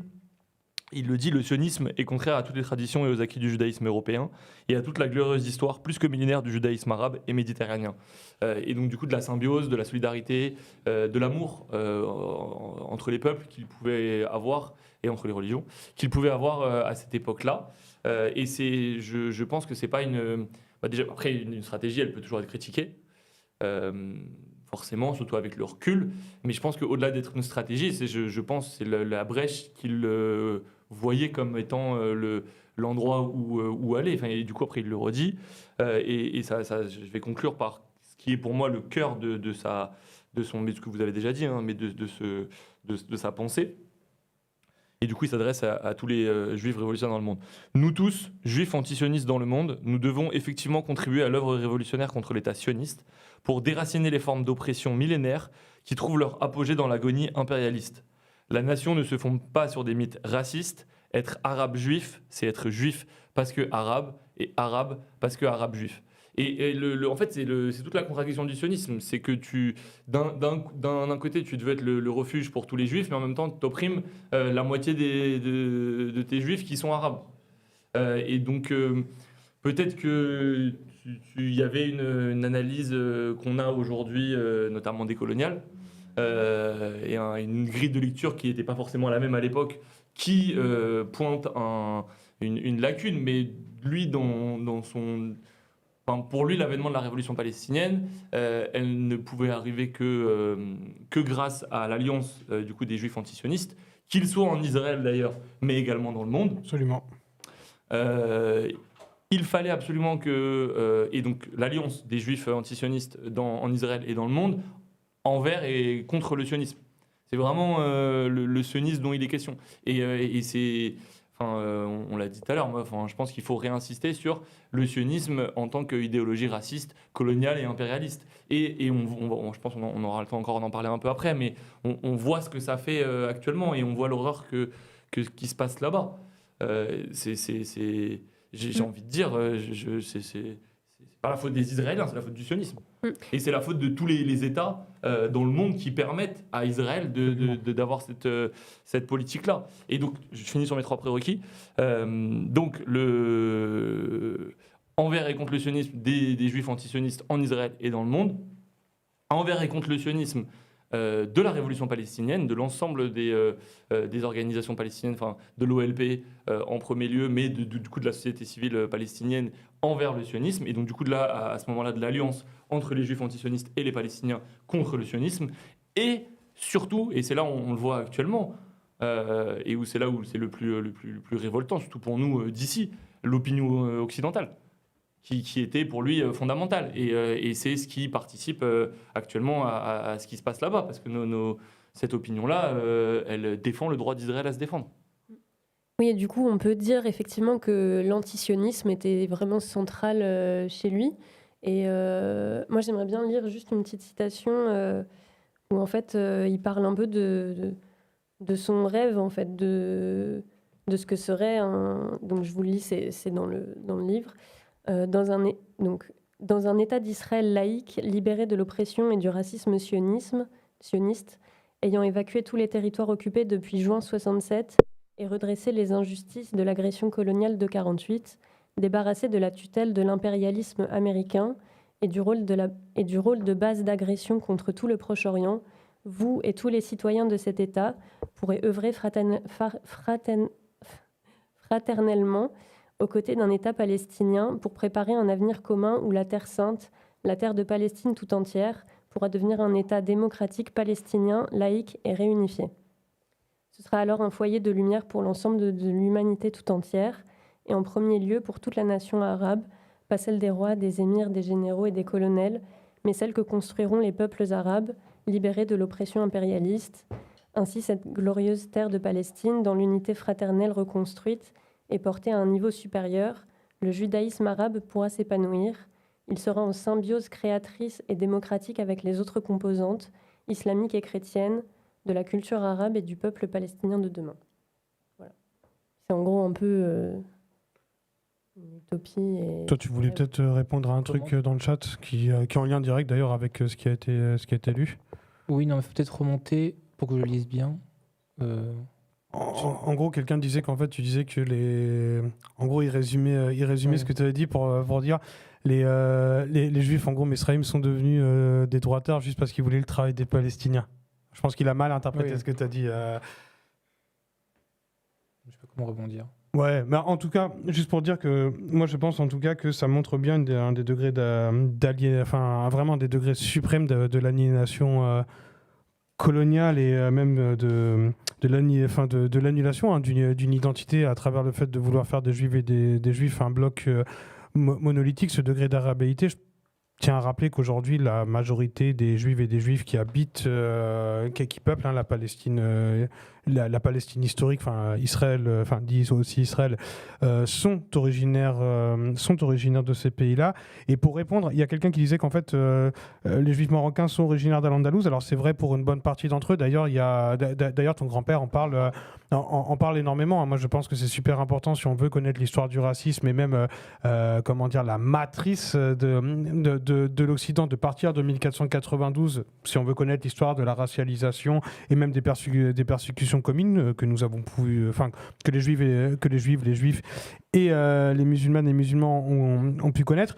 Mais tous les Juifs et les Juifs originaires du Maroc ne sont pas forcément séfarades d'Al-Andalus. D'ailleurs, il y a un livre, et du coup, il y a un livre que je vous recommande là-dessus qui s'appelle Berbères juifs. Il y avait aussi des populations qui pratiquaient le judaïsme un petit peu avant. C'était juste une petite parenthèse.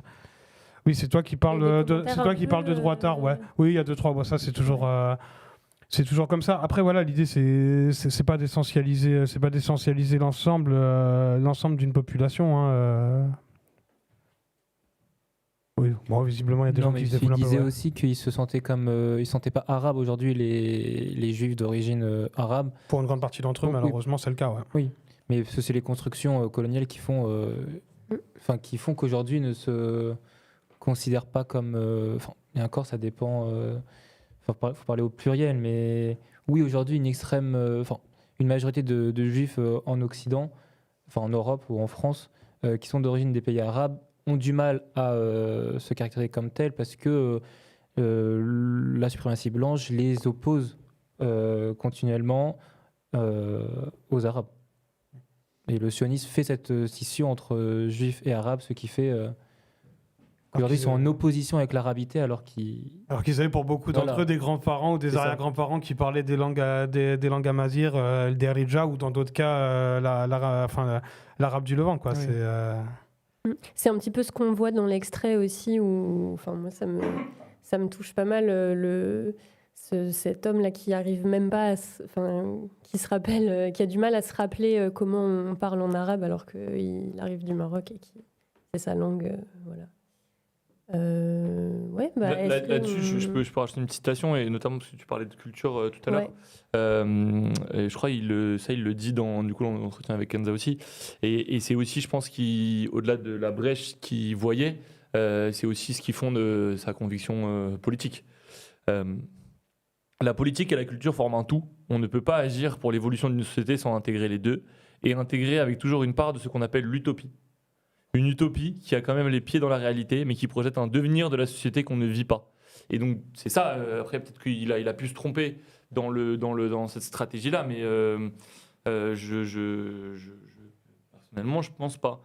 Parce que du coup, ça, il le dit dans le livre. Je sais plus où, mais parce que d'ailleurs aussi les 3 prérequis, il y avait aussi ça, c'était de montrer un devenir positif aux juifs et juives arabes en Israël.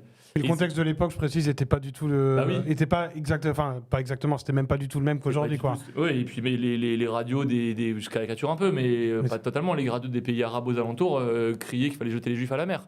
Et donc du coup, lui, il parlait aussi de cet endroit-là, c'est-à-dire d'essayer de parler à tous les militants révolutionnaires dans ces pays-là, de leur rappeler leur rôle par rapport à de pas tomber dans le piège du sionisme.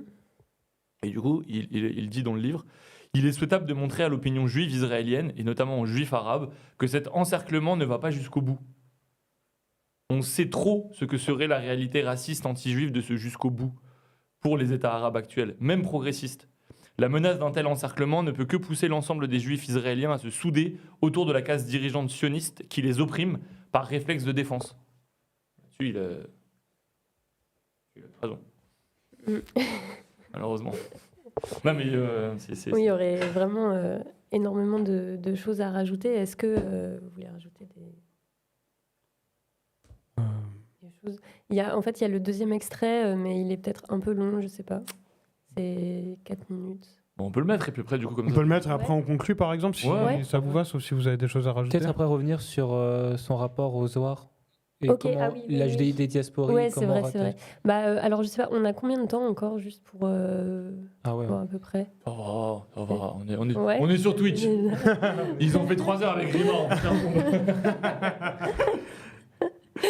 Okay. Tu voulais réagir peut-être directement non, mais c'est vrai, avant de lancer le dernier extrait. On le filme plutôt, du coup. Non, mais l'aspect religieux, c'est vrai que c'est important d'en parler, parce qu'il en parle, et en fait... il parle depuis sa judéité, et donc il y a toute la question de politiser sa judéité, et du coup la question de la religion intervient un peu là-dedans aussi. Donc on peut peut-être en parler un petit peu, ouais. Oui, c'est étonnant venant d'un marxiste, et c'est le premier à dire et à parler à ses camarades marxistes qu'il fallait faire une place à la culture et à la religion pour parler aux populations juives arabes, que la question sociale ne pouvait pas les mobiliser. C'est d'ailleurs pour ça que les partis les plus conservateurs en Israël arrivent à draguer cette partie de population parce que ils se retrouvent sont les plus proches des valeurs religieuses traditionnelles de ces populations. Et Sarfati renvoie au Zohar, donc c'est un ensemble de textes de la mystique juive. Et qui est intéressant, c'est ce texte, il est né en Espagne, donc vers le XIIIe siècle, contre un judaïsme trop officiel, proche. La stratégie de ce judaïsme, c'était de se rapprocher des rois pour protéger les juifs. Et le Zohar vient en contradiction avec ce judaïsme des rabbins proche des souverains, pour un judaïsme qui essaye par la mystique d'interpréter inciter à l'action et c'est faire vivre une relation vivante et dynamique avec Dieu. Par exemple, il y a des concepts fondamentaux dans le Zohar comme la Shérina ou le Tikkun Olam. La Shérina, c'est une présence de Dieu sur terre. C'est qu'il n'est pas absent, il est présent, et c'est par l'action qu'il fait advenir le royaume terrestre. Donc c'est une incitation à la transformation du monde, à le rendre plus juste, à le réparer. Et c'est intéressant, nous, d'un point de vue comment se rattacher d'un point de vue juif, loin des carcans de la modernité, comment réinterpréter ces textes, toute cette philosophie juive pour penser la transformation sociale. Et c'est pour ça que c'est intéressant de rééditer Sarfati pour faire connaître cette pensée. Aujourd'hui, le sionisme le judaïsme est associé au sionisme, alors qu'il y a différentes pensées du sionisme moins ethniciste, comme il le dit, et beaucoup plus universaliste et émancipateur et progressiste, quoi.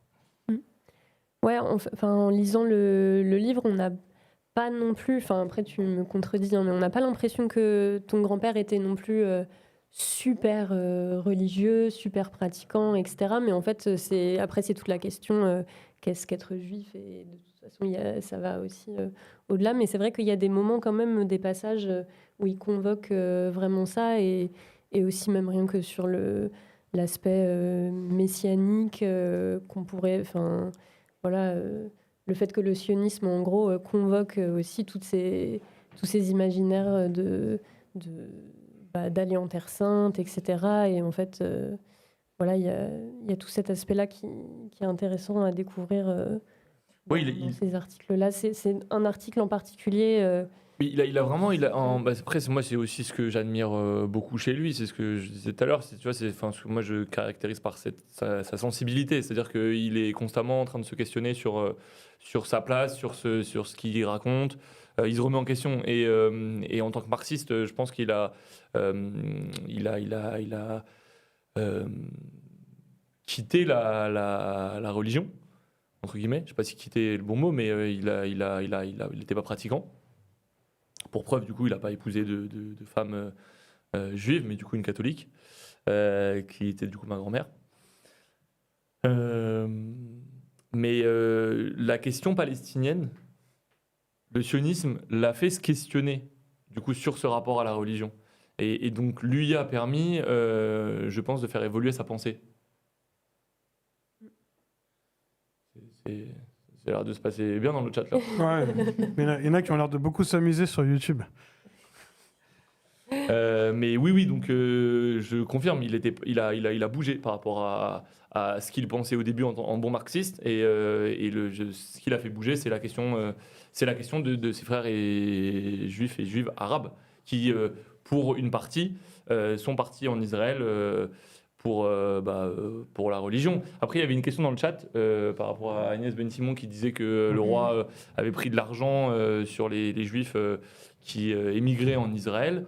C'est une réalité. On s'est documenté, il y a eu des rafles, quasiment, en vrai, on les appelle comme c'est le cas, hein, mais de juifs dans le sud du Maroc pour partir en Israël. Oui, il y a eu un accord entre les services marocains et le Mossad entre 61 et 64 pour pousser les communautés juives, principalement à Mazir, à l'émigration vers Israël.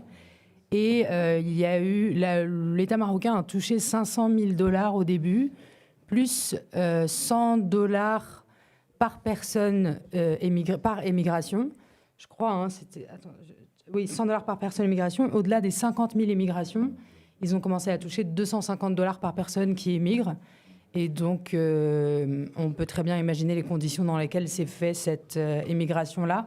Il y a un film de Simone Bitton qui parle, Ziara, où il y a certaines traces de la hâte, qui a marqué un peu le départ de ces familles juives. Voilà, pour dire que... Ça, du coup, c'est peut-être plus documenté, mais moi là, de ce que je parlais, c'était des émigrations forcées début des années 50. Ah, ok. Où, du coup, il y a des témoignages de familles qui ont vu des cas arriver et qui, dans le sud du Maroc notamment, je crois. Et qui ont été très encouragés par des agences sionistes. Après, c'est quelque chose qu'on retrouve un petit peu partout dans le monde arabe, hein, pour le coup. C'est pas propre, c'est pas propre aux Marocains. Je sais pas si vous avez les chiffres, mais au Maroc, dans les années 40, il y avait 300 000 juifs, pour info. Aujourd'hui, ça se compte en quelques milliers. Si on a 3 000, je crois que c'est bien. Ouais. Et j'ai les chiffres, donc, fin des années 40, 300 000, 1960, 160 000, et de 62 à 68, on passe à 40 000. Et en 70, 20 000, et en 2020, quelques milliers. Ouais, l'extrait du coup qu'on passera pas pour manque de temps, mais que vous pouvez aller voir si vous regardez Route 181, c'est vraiment une femme marocaine qui vit en Israël maintenant et qui raconte comment elle a elle-même été enrôlée pour convaincre des gens d'aller émigrer en Israël. Et en gros, c'était son taf, quoi. Oui, absolument, c'est l'agence juive, très juste, qui a incité à l'émigration, mais encore une fois, bien au-delà du Maroc. On n'a plus le temps pour l'extrait, du coup ? Bah alors, on peut peut-être... Il est bien, cet extrait, quand même. Très limite, Quand est-ce qu'on fait un ciné-club Tzedek et on fait les deux présentation du bouquin et livre ? Quand vous voulez. Ouais. Ça, on pourra inviter Michel, du coup, aussi. Ouais. Et d'ailleurs, Simone Bitton, qu'on salue aussi, dont on a déjà projeté des films. Non, mais on peut finir avec un extrait vidéo, mais plutôt celui de ton grand-père, si ça te va, qui est sur le temps de l'histoire, qui est différent du temps. Voilà. Ouais, alors, je vais essayer de... Ok, allez. Pour conclure, mais après, est-ce que vous voulez conclure avec autre chose avant et on passe ça en dernier ? Non, on va pas rajouter des citations. Moi, juste, hier, en ne voulant pas bosser sur l'émission, j'ai regardé le Disunited Nation qui vient de sortir sur Arte.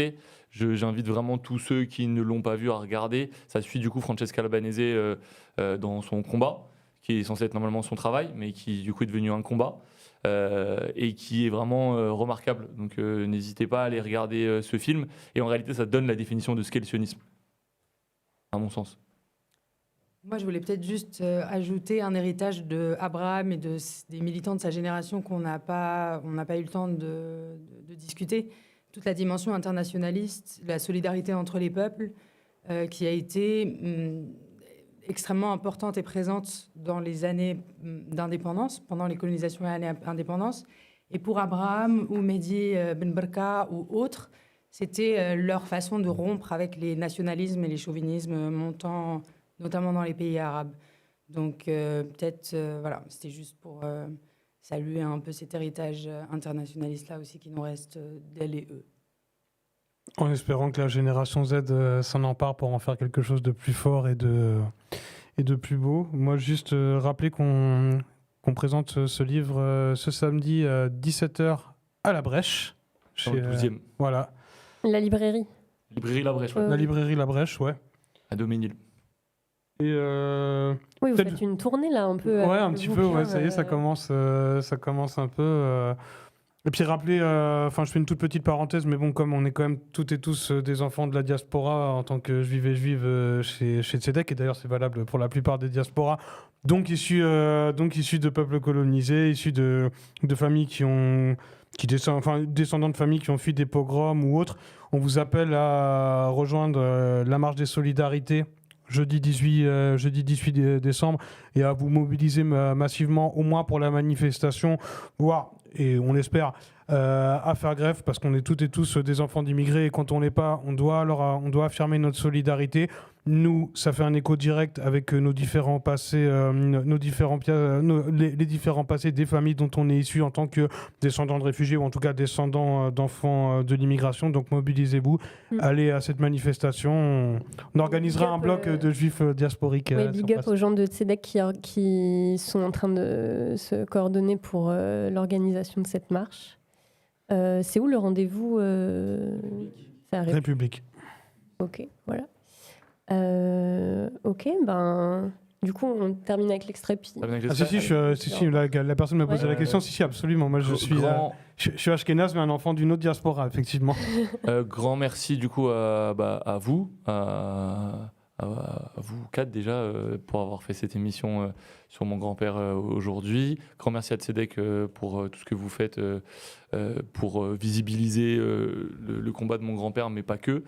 Et pour la ligne que vous tenez. Et grand merci également à PDH pour l'invitation et pour la ligne que vous tenez également. Oui, bah, merci. Le mot de la fin, Nathan. Et big up aux équipes techniques. Merci tout le monde. Ouais. On laisse juste la parole à Abraham pour finir. Et puis après, on peut couper les antennes. À bientôt. Au revoir. Salut. Cela dit, l'éradication complète du chômage implique l'éradication du capitalisme et implique que chacun non seulement puisse avoir un travail, puisse quand il veut se payer le cinéma, mais puisse plus fondamentalement que ça, plus que manger. La caractéristique de l'être humain par rapport à l'animal, c'est sa capacité créatrice. Et même l'ouvrier qui a un travail aujourd'hui dans l'usine moderne est une machine, est le servant d'une machine, ne crée pas. Alors que le monde moderne devrait être un monde de créateurs. Et là, il faut des bouleversements sociaux et des structures sociales fondamentaux qui pourront peut-être, l'Europe est sans doute dans le monde moderne aujourd'hui l'ensemble, le bloc capitaliste le plus avancé culturellement et socialement, et pourrait donc être la plus proche d'un jour réaliser, non pas le socialisme qu'on a connu, mais le véritable socialisme. Mais il faudra encore du temps. Personne ne peut le chiffrer aujourd'hui, mais certainement pas quelques années. Qu'est-ce que c'est 30 ans dans l'histoire de l'humanité? Rien. Mais qu'est-ce que c'est 30 ans dans l'histoire d'une vie? Énorme. Est-ce qu'il faudra 30 ans Je n'en sais rien, mais ce que je dis, c'est la leçon que j'ai apprise dans ma vie. Le temps de l'histoire n'est pas celui d'un individu. C'est dommage, l'individu voudrait que le paradis se réalise dans sa vie. C'est pas possible. Le temps de l'histoire est toujours plus long.